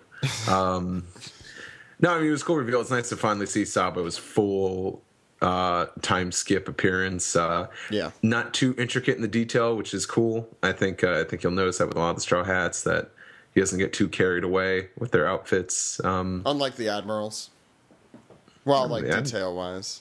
I wouldn't say... Well, on the faces. But the Usopp stuff was hilarious. I have a whole new appreciation for it after seeing the whole, this is what it sounds like he's saying, but this is what he's trying to say. That just blew me away. And then, of course, this whole... everyone knew Doflamingo wasn't dead. Really wonder what this birdcage thing is. Guessing it's some sort of attack, because Law's seen it before, and Law's scared shitless. So, well, predictions for next week, guys. Since Steven, why don't you go first, since you actually can? Oh man, yeah, I don't know. I mean, I feel like it obviously because of the way that he's holding this over Law's head. I feel like this has to do with Corazon somehow. Like it's either like a prison or something. Like if it does have to do with Corazon, if Law, if he was the one who was responsible for Doflamingo not dying here, and it's because like Doflamingo has Corazon alive but held hostage somehow, where this is like something where he has to make sure that he gets that out of Doflamingo before he can go his own way. That makes me wonder if this has something to do with like the prison or whatever was in the backstory. And that's kind of what I feel like we're going to see next chapter, that there's going to be a flashback. We're going to finally get into the Law flashback, which will hopefully be the last of them for this arc, because it just seems like there's been endless numbers of them. I know he's kept them pretty short, but that's my guess. Ed? Well, for next week... 2 weeks. Yeah, 2 weeks. I'm sort of hoping that we get more resolve with the Pika and Zoro situation, but I'm also excited to see what... I don't really have any... Well, now Pika's not even in the room with Zoro, so... Well, I mean, they're both sort of doing their own thing, and we'll see what... I want to see what happens to both of them. Zoro's sort of forgotten about this arc a little bit. Steve? I think the birdcage will be set. I think what's really interesting here is that how is he still alive? The birdcage has nothing to do with why he's still alive. Why the hell is he still alive? Good question. I mean, we all knew he was going to be, but why and how? Well, if I knew, then I wouldn't be so excited for the next chapter. Good point, Steve. There you go. I think that rounds us off for the manga recap. Great chapter. Again, I am really excited for 2 weeks from now. We're going to have a mini piece together segment. We're going to go through some general questions we got throughout the week. We're not going to do piece together for this chapter really as much. So next week, since we are off, we're going to do a couple really cool things for next week. And then if you guys have more ideas of things you'd like to see for 3 weeks from now, I guess it would be the weekend after the next. The next manga chapter. After the next manga chapter. But next week, we're going to do a very special, of course, Piece Together call-in show. It's been since January, actually, since we've done a call-in show. And since there's more breaks, I think we're probably going to be doing more of these throughout the year. So I'm really excited to do that. And Steven, you have a little cool thing planned for us for next week as well. Yeah, so if you remember a few weeks ago, we went over the volume 73, and I also mentioned the quiz book, which Shueisha put out, and Greg was heavily involved in. And so I think what we're going to do, I've been going through it. I'm about halfway through it right now, just trying them out, and I will tally up my score. They have, I'll sort of go over it in detail, but they have this funky scoring system and everything. And obviously it would not do for us to try asking all 500 questions in this book. But I think that'd be a long episode, even for us. Yeah, that would be a very long episode, and it would basically just be me reading the entirety of this book. But I'll pick out a couple, maybe a dozen or 20 or something like that, and I will ask them, and then we'll record the answers and put them, I don't know, maybe the end of that episode, or maybe, I don't know, maybe even the next episode. I guess it depends on how long we think people will need, but they're not really crazy questions.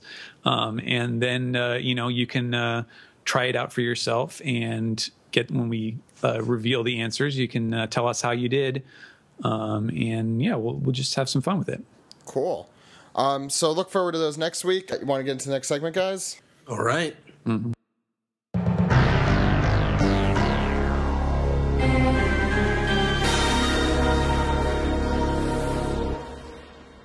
Hey everyone, we're back, and we have a special guest with us. We have Andrew. Andrew, would you like to tell everyone who you are and why you're here today? Hello. I'm also known as Viruul on the internet, and I'm here to talk about the One Piece collab that I started, I think like 4 or 5 months ago. I think it's been now. So yeah, what is the One Piece collaboration, the One Piece collab? Well, the One Piece collab originally was inspired by 2 of my friends. One goes by 'Cause I'm Dan Jones, and the other goes by Justin Chan. They started a Pokemon collab and a Zelda Monsters collab, and I thought to myself, what would be just as enjoyable at great length by many people? And I thought One Piece. Well, there's definitely a lot of characters to choose from. I mean, can you tell us a little bit about like the statistics? Who's on board? How many people? How many characters? I do know that there's been at least over, or close to at least 400 characters, but I think it's like 360 was the amount that we ended up settling with, just because we knew that there was so many characters and even background characters. But we're allowing people to take even extra characters, even though the main roster has been filled. Cool. Yeah, I know the dude has already done, I think, like 3, maybe more. Yeah, there's a few people who actually have done 7. Wow. Like Andrew Dickman he's done at least 7 or 8. He's pretty crazy because he was the only person to ever get it done the exact within an hour of getting it. He was like, I'll take this character. Oh, yeah, guess what? It's done. Here. And I'm like, oh, thanks. He's like, I'm taking another one. And then like an hour later, here's another one. I'm like, oh, okay. How about the third one? Oh, sure. Oh, here it is again. And like with all in the same day. And I'm like, Jesus, man, slow down. Making some of us lazy bastards look bad. Oh, yeah, even me. No, he's the one that did T-Bone, right? Yeah, he did T-Bone. He also did, I forget the guy's name, but he's one of Foxy's crew. He's like one of the monkey guy. Forget his name. Oh, probably. Oh yeah, what's Hamburger? That guy's name? Pickles? Yeah. Pickles. Yeah, Pickles. And then One of those. yeah, he's done the sniper from Blackbeard's crew as well. Oh, Van Auger. Yes. He's done at least somebody from everywhere, and then he did 2 of the most recent characters in Dressrosa. Cool.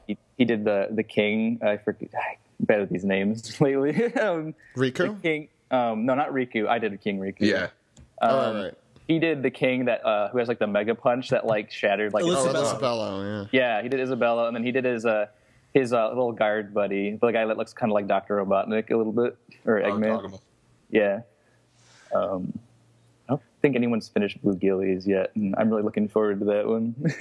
Yeah, that's a cool one too. And Steve, you're going to be involved. You're involved somehow in it. Yeah, of course. Take a wild guess what character I picked. I did pick Sanji, but then afterwards I was like, I should have really picked Dellinger. Someone else did, I'm guessing. Yeah, no, yeah, he was chosen fairly early on, but I've been preoccupied with so many other things, and I still have my Sanji. I'm like, I got to really go back and finish that up, especially because the deadline is April 20th, which is in a week. Yes, it is April 20th. I'm actually going right now, as of this upcoming week. I'm going to be going one by one through each person who hasn't finished, asking them if they're getting close or they need a personal deadline. I'm willing to give personal extensions as long as you get it to me by the date that you're personally requesting. Yes, Steve. Well, that's why we're taking care of that here and now. Come on. But but there's so many characters in One Piece, and it's crazy how many people have signed up for most of these characters. One Piece to me is a master. It's like a beautiful character design masterpiece. Like, oh yeah. One of the biggest things that I got was like a common complaint I got about this thing, which I'm not too surprised, which was there's so many good characters to pick from. I even want to take a character that showed up on screen for 1 second. You actually brought in some of your favorite, right? Yes. So if you're listening on the AAC feed, the M4A, which will soon become the exclusive feed for our podcast, you can check out on your iPod, iPhone, Android, iTunes, whatever it is.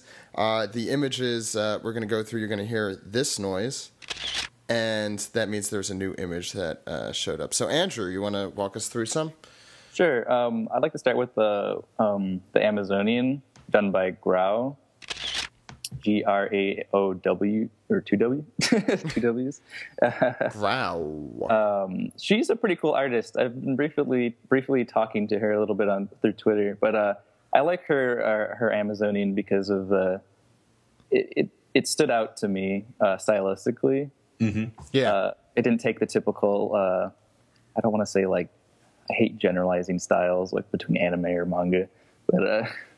I like the variations between styles. So this one was just definitely one that really that stood out to me. I don't know if you guys have any comments on it at all. It's a great pose, and I like the watercolor. Yeah, that's what I was going to say. I like look. Yeah. No, I like that. I like that style. You see, I'm not coming from a place where I know what I'm talking about as much as you two. But no, I like it. It looks a lot different. I guess it's the lack of outlines. Is that something that makes sense? Yeah. It's definitely more like a shape appeal, and just it's using the just the coloring to get by. Yeah. I'm trying to think of a way how to describe it. Like with lines, it's like you have the contoured lines, but lines can in a way can be a distraction depending on how you ink. So like people who crafting with just colors alone is a skill in itself. Like it's even hard for me to do that. I stick with lines a lot. I'm babied by them, unfortunately. Cool. I guess we can go to the next one. Yeah, let's go to the next one. The next one could be Mr. One by Swamp Kips. I really like this one too because in this one I like I don't know how to say it. I like when people color their lines. So that like I don't know, it adds a softness to the picture for me, I guess personally. And this is in a way it's another stylized kind of thing. Like I like how he has like a straight nose, I guess, and then he's got a really killer pose. It's kind of like Picasso in a way with that face because it's not They didn't try to be so symmetrical, and they didn't try to be so three-dimensional. Definitely. I like it. I think that really comes off in the fingers and the knuckles. I think it's it's very successful in that way. Yeah, it's very stylized. Number 3, I guess. Sorry. All right. Then I'll go through to Andrew Dickman's T-Bone, which is pretty rad. Did mention it before. Love it.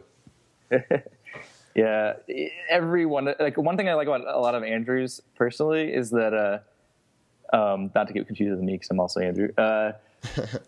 This is not me. Is he tries to fit a lot of his within the box, like purposely. Like, he tries to pose them within the frame, which I really admired that when any of the artists who participated did that. Plus, you gotta love the T-bone pose there. Yeah, the hunched over. And just that kind of that I wouldn't say snarl, but the ugly mug that the ugly mug T-bone has. Yeah. Yeah. I think Can't help it, guys. Come on. I think my favorite part of this drawing is the teeth. I really like the detail on each individual like tooth. It's a great pose. It's a great caricature. I could tell this guy definitely took advantage of the more cartoony designs in One Piece. Oh, most definitely. That's one of the reasons I personally love One Piece, is because it can be something from very structured to something very weird and silly and goopy, or cartoony. I also love T-Bone in a way because he's also supposed to be like undead but human. So it's like you never know exactly where he stands. He's like the nicest guy too, but he's just the scariest looking. He's just really old, right? I think that was the thing. Like, he's just past his prime. Oops. Next thing we can go on to is Cultivara's Kizaru? Barcelona. Or Barcelona. I don't know if I ever pronounced it. Borsalino? Isn't it Borsalino? Say Barcelona. Okay, I just want to say this real quick. Does anyone else feel like Barcelona looks like he's Italian to you? In some ways I could see that, but he always looks Japanese to me. Oh, to me, whenever I saw, like, the first time I ever saw him, I thought he was like Italian, and I guess the Barcelona name kind of made me think he was Italian too. It's based on like a real life Japanese actor, so I can't not see that guy. Yeah, and I think I figured that out after the fact, because my first impression of him was he reminds me a lot of my Italian grandfather, because he has like colored shades like that sometimes. So I'm always, and then he's got kind of like facial hair, some of that, and then he's got a little bit of a permy hair going on. So I'm always like, he looks like my Italian grandfather. Yeah, but, it's definitely he has that look. And then I don't know, my grandpa really was like, oh, like sometimes, like little whiny sounds. But yeah, molto bene. Yeah, molto bene. Molto bene. Don Homer. But I really enjoyed this pose for Cultivara. It was a huge force perspective on this one, which I really admired it, because it really just gets you like that feeling of like the fact that like, oh, he's not like, he's so casual, but his foot is very deadly. I think it's a great pose for Kizaru because of the detail. Like his suit is pinstripes, so you really get a sense of depth in this drawing because of that really outrageous suit that Kizaru wears. Oh yeah, from the thinness of the lines and perspective. Yeah, that really helps push it. And like great colors too. Like it. Of course, there's a lot of yellow and orange, but it's still a very more, I guess you could say, sepia tone to it. Yeah. Like even in the whites aren't a pure white. It looks great. Oh yeah. In most art in general, I try not to keep my whites pure white. It's a good rule of thumb when you're coloring, because you can fool people. If there is no white in the picture in general, you can fool people into actually thinking that is just white, and then you'll like maybe teardrop it in a program, you'll realize it's not even white at all, or not even close. And art like colors can really trick an eye, and I'm a huge lover of colors. I mean, so. I try to do that too, but then like a lot of my stuff is printed, and then just winds up looking white anyway. Yeah, see why I'm taking pretty much screw up a picture. Yeah, so I pick my battles. Good man. Any other thoughts on Kizaru? It's just another awesome one. Kizaru. Yeah, no, it's well done. All right, the next one we'll go on to one of my close buddies, Deshaun Mahone, also known as Kinetic Cola. He did Fishman Tiger. He loves the Fishmen so much. They're he feels like they were like I don't know. I think what his description was is he picked Fishman Tiger because he says he's the Malcolm X of the Fishmen. I feel like he's more of the Martin Luther King if you're going to go with one a civil rights leader. Although he was pretty violent. I think he was kind of more like Malcolm X. I mean, he wasn't extremely violent, but he did take action. Jinbei is the Martin Luther King. That's probably more accurate. Yeah. But yes, let's not pretend like this isn't horribly offensive. But that was I just wanted to quote him on that. I always thought it was an interesting take on that character and his perspective. But I also like, again, how he tried to use the canvas to fit him into it. Mm-hmm. Being a very peaceful guy. He definitely has like a kind of almost innocence in his eyes that I don't think I've seen out of Fisher Tiger. Maybe that's just me. Yeah, it's kind of like he knows he's seen some things, but he's just kind of like also trying to keep the purity of himself. Because I mean, I kind of always got that vibe from Fisher Tiger. Like, yeah, he's seen some shit, but it's also kind of like, I got to do what's right and got to get that. All humans aren't bad and all fish people aren't bad. We're all the same. Going back to that topic. What's next? Next one is Diamante, if I'm saying that right. That definitely captures his personality, I feel like. My buddy Daniel Stone Art on Twitter, he does crazy awesome, like cartoony styled characters. And he was like literally like, I don't know which character I should draw. He's like, I need a character, and I'm like, I think you need a character that really captures how you draw. And I was like, Diamante is this lanky, craziest. He's not like as caught up or anything, but like I knew this was a character that definitely he could capture pretty well. Hopefully he'll get there and experience how crazy this guy is. I feel like he's captured whatever the fruit is called, the flag fruit, whatever it's called. Yeah, Ripple. I don't remember. It's very 1970s, 1980s trippy music video, which is appropriate for Steven Tyler. In a way, yeah. Yeah. Very rock and roll. I'll say that, and yeah, it's very rock fun. And roll. It's very fun to look at. There's a lot of intricate details all over the place. So I do think he takes a good inspiration to like old styled like Bugs Bunny, retro Bugs Bunny type of cartoons, but he likes that noodly and retro-y feel. So there's a lot of that influence in his art, which is why his characters are kind of like lanky and rubbery, which is something I just admire about him. He draws like a madman. It's almost like Dr. Seuss on acid. I see more acid. I'm definitely going to make him listen to this podcast just so he can so he can hear that. Yeah. Oh, I'm not that great.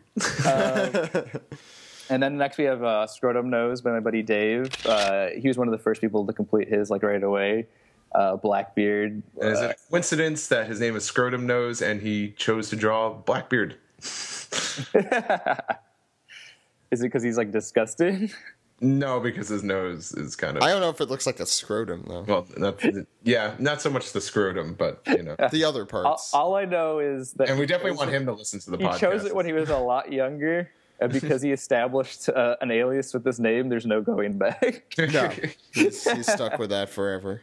Yeah, I don't think he regrets it too bad or anything, but... look, we have Fire Crouch on our podcast, and he doesn't regret it. Although maybe he should, but he doesn't. I thought when I read that... Firecrouch is incapable of regret. That's true. I thought I misread that when I first saw it. He mistyped it, so it makes complete sense. But yeah, he did this beautiful Blackbeard. Like, I love how he made the smoke effect, like, coming off of him, almost like Blackbeard is like... It's like he's physical and tangible, but at the same time, he's also not. Yeah. Like it feels like he looks like he's like heavy, but if you like to put your hand in him, you'd kind of like go through him, even though his fruit doesn't let you do that. I like the cherry pie detail there as well. Oh yeah, the specific cherry pie. I think what's so great about this one compared to some of the others, it has a texture to it. Yeah. I think the brushes they chose, it almost does kind of seem tangible, even though it's just a drawing, but it's a digital drawing. I mean, but oh yeah, it's a very like painterly feel to it, which is really enjoy that too. What I personally enjoy is he was the first to like give them like a figurine stand, kind of like a piece of land, which is why I ended up doing mine like that too, because I had an idea like that, and then I kind of regret it and said maybe that should have been a requirement. Because now I think it would kind of be cool if everybody was on like their own little landmass of like that was kind of unique to the areas they first encountered at. Mm-hmm. But that's not a bad idea. But it was a much later afterthought, and it was too late at that point. Also, Blackbeard has like 3 guns. I wonder if he's ever going to use. I think he used them in Marineford, right? Did he? I think he used one. I think all his boys just used his guns because he just got like his face like smashed in. And he's like, everyone shoot him now. Right, you're right. Yeah. You're right. No, but I think then he took it out, and then he probably like, here, everyone. Is that when they all shot Whitebeard together? Yeah. Yes. Yeah. Like a literal gangbang? Yeah. Like a literal one, yes. Yes. Okay. Next one, by Tyson Hess, also known as Boxer Hockey, who did Margaret. Another one of my favorites, just because it kind of captures that like innocence of how Margaret was kind of like the more trusting of the Amazonian women. And Tyson's an awesome artist. I follow his stuff. What I like is he does have a very manga anime style. But then like when you look at her snake, I'm pretty sure we know the name of the snake, or maybe not, just forgotten. But I like how it's a very cartoony, well, I wouldn't say cartoony, but it's a very stylized, something of his own snake, and just it really stands out. Tyson's always had a very stylized, a bit like sense of drawing. He's always had like a very, at least from what I followed him throughout the years, it's kind of like he has a dimensional to it, like. The characters, the things he draws and paints feel dimensional. Like they feel like there's like there's dimension to them. Like you look at the snake, and he literally colors like the one side of the snake as if it has like a plane on like it's almost like it's a cube, but it's round. And that's one thing I've always really admired of him is that he can keep these cartoony forms or like something similar to a manga or like a Japanese style, but it's It's like westernized to like his own unique way of drawing as well, where he uses like if you ever see this webcomic Boxer Hockey, he uses like shaped characters' heads like rectangles or boxes or circles. Like he really plays to shapes, basically, is I guess what I'm trying to get at. Yeah, he's awesome. But another great way of trying to fit the character in the pose. I mean, it's really easy to fit a character in the pose when you have them sitting. So it's like I've noticed a lot of people take advantage of that. But I don't feel like you could do that with all the characters because I don't feel like a sitting pose can capture every character's personality. For example, I pick Sanji. What does he normally do? Yeah, he kicks. He would put him in a sitting position. Everyone like, boo! Yeah. Sanji kicks when he gets paid. Yeah, you wouldn't want to have a hyperactive character just sitting calmly. It goes against their very nature. Yeah, but it works for Margaret. Yeah, it definitely works for Margaret. What's our next one? Next one is another one of my personal favorites, Magellan. Just this arc by Draw with 2 A's and an underscore, I think, at the end of it. Crazy, awesome. Like it's a whole different use of colors. There's some like textured layer I can tell over it, and it's a little more true to the One Piece style, I feel, in drawing. But it's just like I feel like it's a great capture of Magellan, especially like the pose of him just being outraged. I like the Hydras a lot. I like whatever was done with the color there. I think it's really cool. Yeah, the neon colors. Yeah. Got anything you want to add, Ed? No, I'm good. Thank you. Just want to make sure you're live still. Yeah, I'm still here. This is more of my bag. Maybe. It's like, I'm saving my voice for later. I think what I always liked about Magellan is I like that Hydra attack. I love the way those looked. They were just like they were just oozing and they looked cool. Like they didn't look refined and sharp. They looked like they were made out of poison and glue. Like they're barely together. And this one, I kind of like the pose. I kind of like how he's just looking up like, damn, I messed up today. Yeah, or he's like, Booyah. I do notice that some of the things, I guess because Magellan is made up of a lot of blacks and grays, that a lot of the line work is white, but I think that's just because so he could stand out amongst the wing. But yeah, I kind of like that.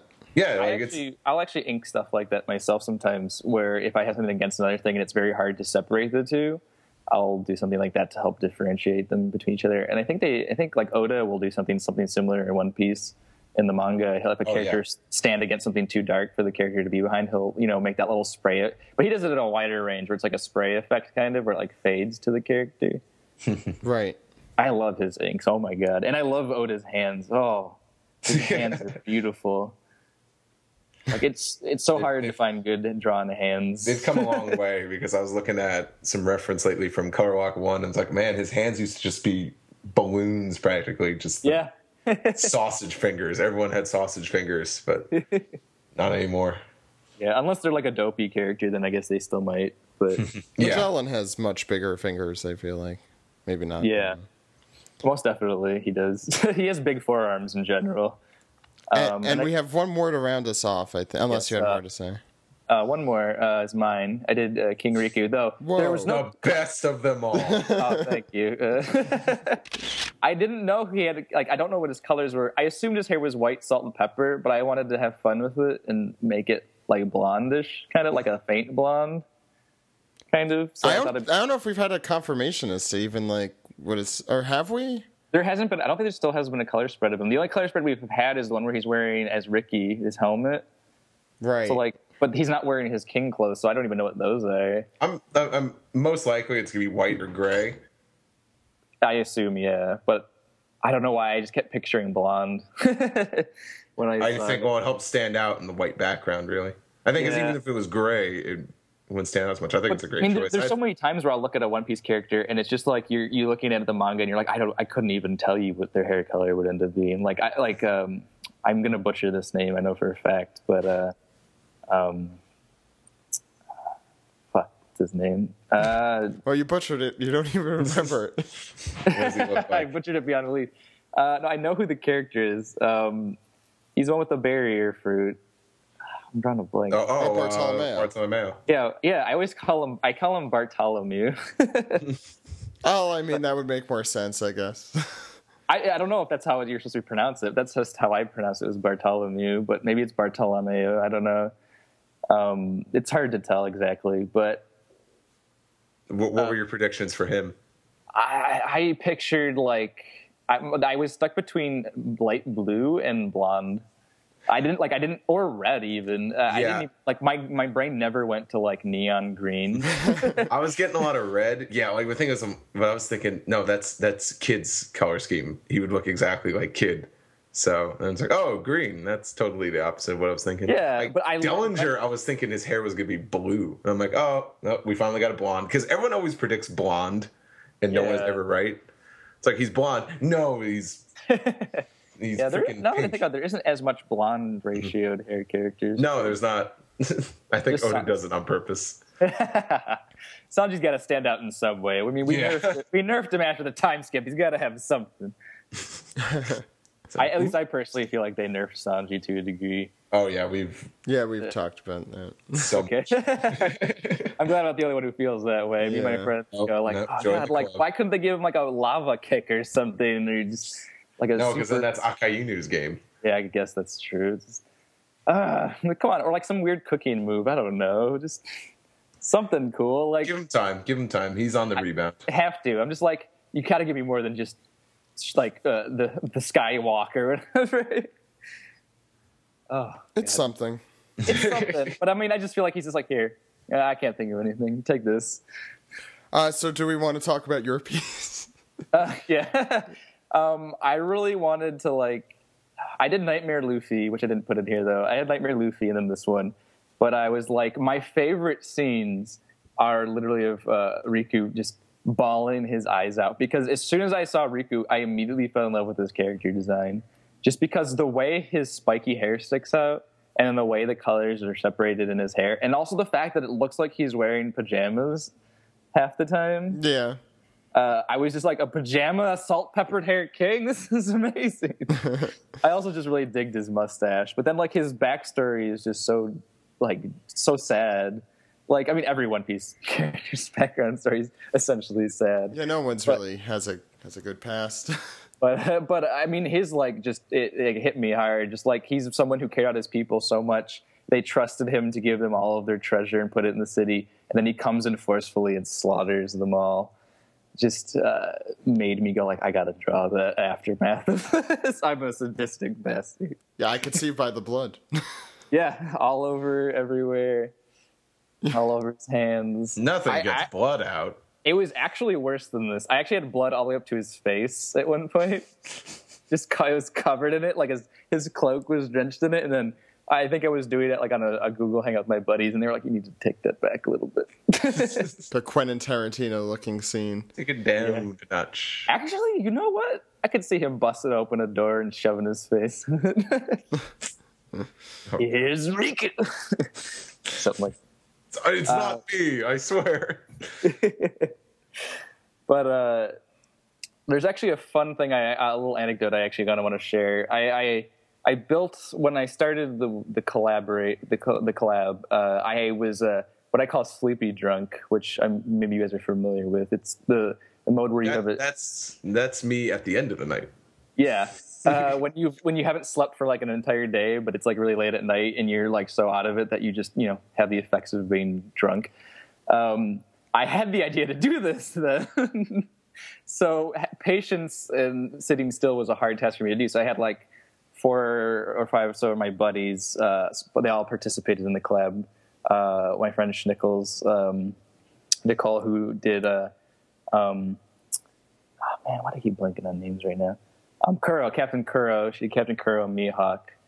And then my other buddy, Connect Cola, who I mentioned earlier, who did Fishman Tiger. He also did DJ Kappa. My one friend, Brandon, who goes by Ettu Brandon, ETTU Brandon. He's doing time skip Sanji. So he's your pair, Steve. To my yang. Yes, he is. But you both haven't finished yet. So you're not alone. We really are a pair. And he's somebody I talk to every day, so it could be worse. And then I think that was just us doing it. And I literally, what we did is we made the charts, and I originally just put Arlong down as the first one, so we copy and pasted all of them. So each arc had Arlong in the beginning, so we eventually erased them all. And then when we posted it up, we realized later that there were 4 Arlongs that still existed in random arcs. So then we removed them. And then I think way after, somebody wanted to claim, which I think Scrivener's wanted to eventually claim Arlong. And then it dawned on me, Arlong wasn't even in his own arc. He didn't exist. So there was a point where he existed in every arc. He existed in every arc on the chart. And then he existed in 4 ones that he didn't exist in. And then it came down to he existed in none of them. So Arlong has been a very elusive character this entire. So where do you plan on taking things from here? I know you said the 20th is your soft due date, at least. Well, once we get them all turned in, I plan on making them into multiple massive prints, and then I'm going to try and, if I can, even make a giant print that these will not be sold. I would think it's wrong for anyone to profit off of everyone else's work. Though I do feel everyone has the right who participated to be able to print as many copies as they would like to give for free. So that's why anybody who participated is allowed to have a actual full res digital copy of it. And then the public will have a smaller res version, not like microscopic, but enough where you can appreciate the details of what everyone has done. Just because I don't want to risk other people who didn't participate trying to profit off everyone else. And at least this way, if somebody from the group was trying to profit off of it, at least I could track them down and bring justice for everybody else, because I would know that it's somebody who participated, who had the original high-res copies. But having to track every single person down to give them their high-risk copy will be a little bit of a task. In retrospect, I learned that I probably should have been telling people to give me their emails as well, but I'll just have to contact them all through their Twitters, I suppose. Or hopefully they're listening and they'll just give it to you. Yeah. But, I mean, I wouldn't be able to do this project if it wasn't for everybody who participated. And I honestly had doubts that we were going to fill all these positions. It worried me a little bit because I'm like, this is such a large scale. So many people have already done so much work. Big artists, little artists, and I mean little artists just as like maybe people just getting into their art game for the first time, to people who have been in like who work in like major studios in like all over. People from other countries have participated, so I would hate to see something like this just fall through. And I'm glad it's been successful. So now we have, as of now, like I think I may have mentioned earlier, you can request characters that are not on the list now. Though if those are not met by the deadline, I won't give you any extra extension because they're not, any character added now are much smaller characters that don't really need to be a part of the project. Unlike Sanji and the other Sanji. Yes, like those. Those need to be turned. Chili. So I don't know when these are posted. We'll definitely send the word out and let people know so they could give a look to the 400 something or 360 characters. 360. It's verging on like 370 at this point because of all the extra characters that people are adding. Oh, we've also added. I don't want to say anything before the rest of your podcast goes up, but or goes crazy. Okay. Yeah, we've added the new Sabo. There you go. As of recently, and we've added Child Rebecca. These are extra characters, but I think I'm going to make new Sabo mandatory at this point, just because it's freaking Sabo. It's important. Yeah, he's a very important piece now. But then like a lot of the people have been requesting a lot of the kid Straw Hats that weren't on there originally, which I kind of feel like they should have just been in there originally, but it went over my head at the time. I think a lot of what I was thinking is, God, there's so many already. I don't know if I can fill these. We should just take it slow. We're also letting people add filler characters now, which we weren't exactly too open to before. Steve, you could draw a piece. No. There's much better filler characters out there. Really? Give me a The day. Amigo Pirates, Steve. The Amigo Pirates. Yes, the Amigo Pirates. Oh God, no. Okay, now I know who I'm gonna draw. No, you can do them. It's just I cringe every time Everyone will be like, who? I was like, oh really? Come on. I'm guessing Benjamin's probably number one on that list. And I'm like, Oda must have not approved that. He must have not even known that was a thing. No, because he wanted to draw them himself. Did he really? No, no. Okay, good. You're joking. Good. Yeah, Thank you. it's a bad joke, but it's a joke. Good. Keep it there. If there ever comes a report where Oda's like, yeah, I designed them all myself, I'll go, Oda, no, you've disappointed me. He can't disappoint me. That's a lie. All right, cool. It was a real pleasure going through these, and I'm excited to see all 400, 360, whatever it ends up being. Andrew, thanks so much for coming on. Yes, thank you for having me. I really appreciate you taking the time to let me to interview just a random guy who wanted to spread the love of One Piece. Oh, and where can people find you and the project when it's all set? You guys can find me at Viruul, VIRUUL. You can find that's the same username for Twitter, Tumblr, Instagram. Those are the three main accounts that I use online. And the project, you can just follow through the hashtag of One Piece Collab on Twitter, and a lot of things will be grouped that way. So you can see a lot of the exampled pieces through Twitter. If you haven't seen, like, if you want to see more than just the examples, there should also be a link to the Google Doc somewhere between them amongst them. I try to tweet at least every week the Google Doc link, just because it gets buried in all my tweets of me just being annoying. But yeah, that's about it. Cool. Okay, Thank you for having me. No, it was a pleasure to have you. Okay, let's go into the next segment. You guys all ready? Let's do it.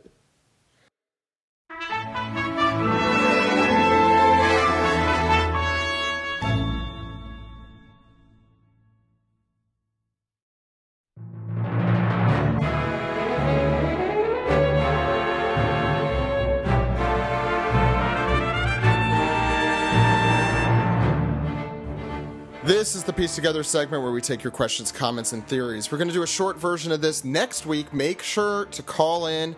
Of course, send your emails, Twitter, Facebook, Reddit. We'll post a thread probably a little early, so keep a lookout for that. And we'll be talking all about, the last few chapters in Dressrosa, and really anything else you guys want to talk about in a big, giant Piece Together episode next week. So look forward to that. This week we're going to do a very short version of it, even though I probably made it longer by talking all this time about nothing. First email comes from Joel. He says, I recently rewatched the Arlong Park arc. It was the first time I watched it. The first time I watched it, I thought the villagers were dicks, but then I realized, I'm slow, that if the fishmen saw that Nami and the villagers were still friendly, Nami's plan to buy back Kokoyashi Village might not work. Yes. He called these all fridge theories, which means he looked back at old things and figured things out. He also realized that realized why Luffy is an idiot. The brains run on electrical impulses and rubber is an insulator. That doesn't explain everything from before, though. Doesn't explain eating the devil fruit in the first place. So yeah, I guess that's why Luffy's brain runs so well. And the last... so he asked, what's your favorite One Piece fridge moments? For those who don't know, a fridge moment is something that is not apparent or may seem stupid on first viewing, but you later realize that it's all about what it's all about, and it may become one of your favorite moments. So any of you guys have one? Not really. Something that I thought was stupid and then turned out to be brilliant. I'm still thinking of what this has to do with the fridge. It's kind of you're looking through the fridge and maybe there's something. Yeah, you're like, oh hey, I forgot about this. You know what's in my fridge? A bunch of old shitty food. So I don't really find good things in the back of my fridge. I don't think he wanted you guys to talk about your fridges. And I eat too much, so... Well, I don't have any theories, so this is all I have to talk about right now, okay? Noah says, hey guys, if and when Frankie finally meets his parents, do you think that they'll disapprove of his outfit, particularly his Speedo? Oh, I thought they were going to disapprove of, oh, Frankie, your shoulder muscles are far too big. They're pirates, Steve. One is. I want them to be like proper pirates. Like, aristocratic pirates. They wear like the powdered wigs, and they're like, those are judges. No, those, the fancy pirates. Are those a thing? I want his parents to be fancy pirates. Okay. It's either that or they're just bad pirates. They're just like, who wants a kid? I don't. Throw him over. Apparently they're white trash pirates. Yeah. Yeah. Any more thoughts on that? Well, we don't know much about Frankie's parents, and who knows if we'll ever find out anything about them. Frankie's never talked about them. And yeah, Tom and Kokoro are his parents. Mm-hmm. Liam Tasker asks, when Luffy defeats an emperor, will he become an emperor? I had asked about this before, like trying to figure out, because if it's just like an informal title, then I guess, but it's, like who decides that? Like who decides that you're an emperor? It's kind of nebulous at this point. It's not like with the Seven Warlords where the government declares you them. No, yeah, that's true. It's all really nebulous. It's the One Piece world. People make things up as it goes along. Not Oda, but everyone in the world. Yeah, it's it is kind of, I guess, an archetype in manga where you have like particularly 4, just because it works. There are lots of series where there's like, here's the 4 big bad guys, and they have a catchy name like Shitenno or the Yonko. It was in Yu Yu Hakusho. Yeah, it was in Yu Yu Hakusho. There was also in Rokudenashi Blues, the old boxing sort of delinquent manga. And there were stuff like that in Samurai Deeper Kyo. And in almost every case, it's just this informal like nickname that is just like, that's just what they are. And it's never really described like why they're considered a group. And so I don't know. This sort of fits into that, I guess, that kind of pattern. It's weird. Let's go to Facebook. Mikhail says, Chapter 744 is really just a late April Fool's joke. You'll soon find out that the second Lucy was really Buggy the Pirate. And then the next chapter will be an immediate conclusion to the series because Buggy actually did something productive. Israel said suggestions for Funimation for Film Z. If it would be possible, I would like to see episode 0 dubbed as a bonus feature on Film Z. Would have preferred it on Strong World, but I understand that situations come up. Thanks for the One Piece DVDs, Funimation, and thanks for the info, One Piece podcast. The licensing situation with that is so messed up. It's owned by a noodle company, if I recall, right? Yeah, because they needed they had special funding to produce that, and therefore, what's the name of it again? It's not Whole Foods. It's Nissin. No, it's not Nissin. It's not Nissin. Maruchan. No. I think that is Nishin. Okay. It's owned by a noodle company or ramen company, something like that. So you're not going to see it ever. I mean, it's just not probably never going to happen, unfortunately. And look, we want it as much as you guys, but I mean, is there even a physical release of that in Japan? Not an official one. No. Yeah, so you can't even buy it in Japan. It was only given out as a prize, and that's it. Yeah. Maybe in a decade. Hopefully less time than that. Final question comes from Joe. Have you guys noticed how incredibly vague Oda is in terms of most of the main characters how they gain their devil fruits? One of the Straw Hats, Luffy, is the only one who we know specifically when and how he ended up with his powers. Robin's infamous origin... We know what Buggy did. Buggy, Kaku, Khalifa. Now Sabo. Robin's infamous origin story begins with her already having her powers. That's true.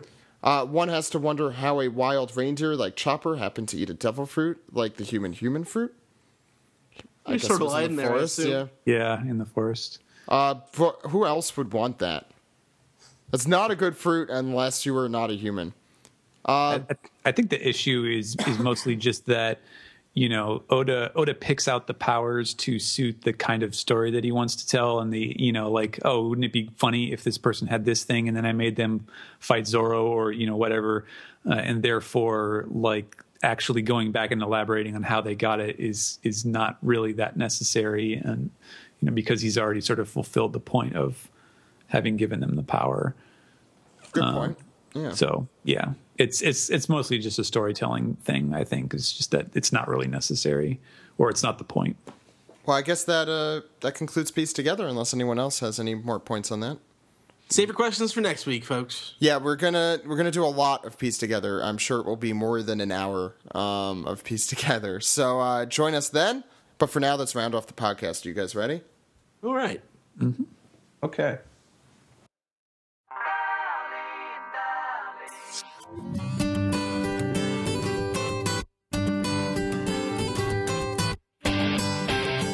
This has been the Unofficial One Piece Podcast, episode 313 for the week of Monday, April 14th, 2014. So, good episode this week. Probably a little shorter, who knows? When we do these, it's hard to tell. Well, it's a difference from our usual 50-minute Piece Together segment, so... Yeah, I think that'll probably take a big bite. Shorter. Yeah, that'll probably take a big bite out of it. We had Viruul on for this episode to talk a little bit about the One Piece collaboration. Really cool to see all the work everyone's been doing. And we also had a manga recap, Piece Together, Toonami recap, anime recap. Packed good episode, lots of stuff. Next week, we'll be back for a mega Piece Together episode with call-ins. And Steven will be on to go through a very special the trivia book, and go through some of the questions with us. It has to be very special because Steven's our very special guest. You understand? That's right. It's a transitive property. Everything that I'm involved with is extra special. Speaking of... Actually, now, Steve, are you going to any conventions in the near future? Yeah. Well, you messed with my segue, by the way, Ed. But Steve, go ahead. I'm sorry. Oh, I can't be mad at that voice. I'm going to a lot of conventions. I could be mad at that voice. I will be at AwesomeCon this weekend in DC. So if you're going to that convention, definitely stop by Artist Alley because I'll be there, and podcast member The Dude will also be there, and we'll just be hanging out, selling art, and enjoy the Walter Washington Convention Center, future home of Otakon. Yes, that'll be my first taste of it. I'm looking forward to that con. I've never done this one before, but it is a new one. I just like going to D.C. I'll be at Zenkai Con in Lancaster, Pennsylvania the following weekend. No panel or anything this year, but I will be there, so if you do know me, stop by Artist Alley. Talk about One Piece. Talk about One Piece, or talk about anything. Wrestling. I'm so glad that was no wrestling references this week, after last week was all wrestling references. That's what happens when Daryl comes on the show. Yes. You just only made things worse for yourself. That's true. But then after that, of course, in May is ASEN. I will be hosting the One Piece podcast panel. And then after that... Otakon. Oh, yeah, there's Otakon. Expo, I think plans are still on for Anime Expo. Go for it. That's in July. I think we have confirmed a panel, maybe. I would probably have one. We have one every year. Hopefully we do, because after saying this... let me try my segue from before, and let's see if it still works. Steven, what other extra special things do you have happening? Me? Yeah, or where can people find your extra special things? You can find my extra special things on Twitter at Translatosaurus, where I am very intermittently tweeting things. Yeah. Ask me any questions you want. Mm-hmm. And Steve, where can the good people contact you? Oh, okay. I don't know if you still said Steven. No, we're talking to you this Wait, time. which one's which? I'm sorry. This has never been an issue before. Okay, Steven. Like, wait, wow, Steven and Steve. How do you guys not get mixed up? Because one of us is called Steve and the other one's called Steven. I thought you were both Stefan. Shut the fuck you. Yeah. That was Trying to watch my But language Steve, here, but shut the fuck up. Steve, how can the people pay you money? Well, you could pay me money by going to conventions right now. My store is currently closed. I don't like to have my store Envy open when I have cons coming up, because then I'll sell my prints and then I'll have no prints at a convention. But if I ever have sales back up, I'll let you guys know. And that's at, I think, steveyurko.storeenvy.com. But yeah, follow me on Twitter at Steve Yurko. My Tumblr has been updated quite frequently. I've got a ton of new followers since Anime Boston, and a lot more of you guys have been sending me questions, and I always enjoy that. That's steveyurko.tumblr.com. And that's about it. Ed, can people find you anywhere? Sure, I'm Edward E. Festizio on Twitter, but I never tweet anything. When's the last time you've tweeted? Oh, month ago? Not sure. But, Zach, you're on Ask.fm. Oh, yes, I am. I get probably like 20 questions a day at this point. No, it's a lot of fun, and I answer most of the questions. If you ask me things that are asking not to get answered, I just won't answer them, and no one will ever know you asked me it. So, but it's been a lot of fun, and they've all been in good spirits. I don't get the Jose questions ever. Knock on wood. Although I'm people are out to get Jose. I don't know why. Jose's like my Jose twin, expresses so it an makes no interest sense. in anime that aren't One Piece. That's the problem. You see, I've learned to just have one interest. So, and also, if you should feel bad, he'll make you feel bad. So people are like, screw that guy. He's good at making people feel bad, though. Like, I envy that. That's some good stuff. You could also follow me at Zach_Logan on Twitter. Yeah, that's all I have, Ed. Okay. And if they want to contact the podcast, they can contact us at onepiecepodcast.com, twitter.com, youtube.com, and facebook.com/onepiecepodcast. One Piece Podcast is our Skype name. onepiecepodcast@gmail.com is our email address. onepiecepodcast.tumblr.com has funny images sometimes. Check those out. People can subscribe on the Stitcher Smart Radio app, and they can also subscribe, rate, and review on iTunes, or call us on our phone number. Zach? That phone number is 347-497-MAJI. That phone number again is 347-497-6254. Call anytime. With your questions, comments, theories, and reasons why... I have nothing. Ed is so much better at doing that. It's like music. It's like music coming from my lips. Yeah, he knows all of it by heart. It's like butter coming out of your mouth. I never do it in the same order every time, too, which surprises me that I'm able to get it even when I don't do it in the the same order. I love Ed's mouth butter. What is happening right now? What is going on? I do want to apologize for some issues earlier in the week, like the day after we posted the podcast, with downloading the podcast. All of the podcast episodes were deleted for a period of time, for maybe like 12 hours. It's all working now. They're all back up. That probably will never happen again, so sorry about that if there were any inconveniences from anyone listening. Everything is working now. We did move servers. Everything's fine here. Everything's fine here. Don't look. We did move servers. I hope you guys have been liking the regular speed that it goes at, and enjoying the news that William and Adil and Laura have been putting together for us, editing and compiling for us. And we look forward to what they put on in the coming weeks. Sometimes we get, sometimes people are like, why hasn't anything been posted? Sometimes things just don't happen.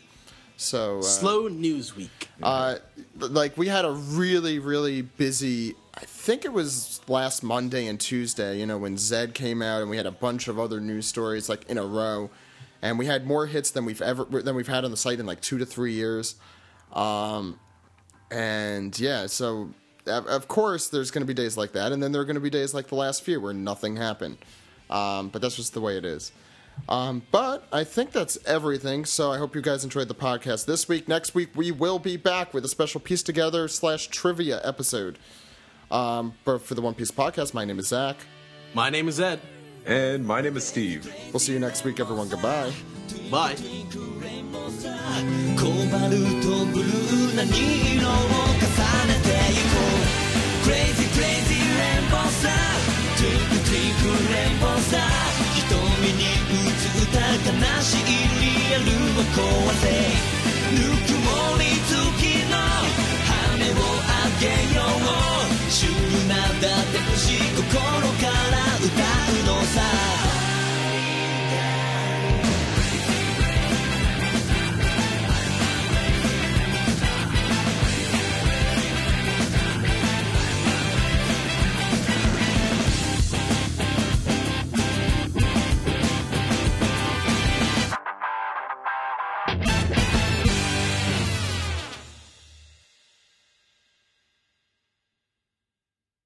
But for the One Piece podcast, my name is Zach.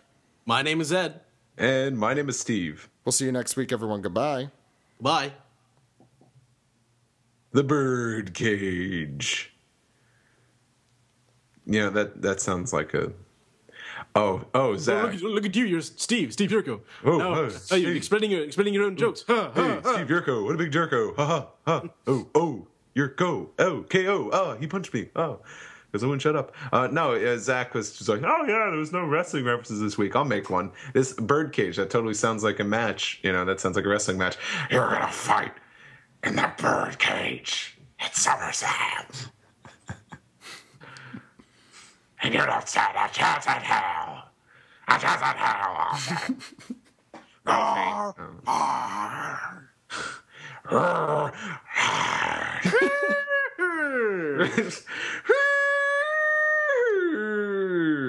Wrestling references to close the show. Would be pretty good if it was like an octagon match, but then there's just like guys with a bunch of feathers plastered to their body. it's the octagon like in UFC. They cover both competitors in tar and then just dump chicken feathers. Have you guys seen It's Always Sunny in Philadelphia? Because that happens. Yeah. Like kind of. Are you talking about the wrestling? The wrestling episode. Birds of War. The Birds of War. Yeah. Clap, stomp, stomp, clap. Maybe that was the birdcage. Maybe that's what the birdcage is. No, there was no cage. I mean, there was a ring. Zach killed it. Oh, God. Zach killed it. Oh, God, not again.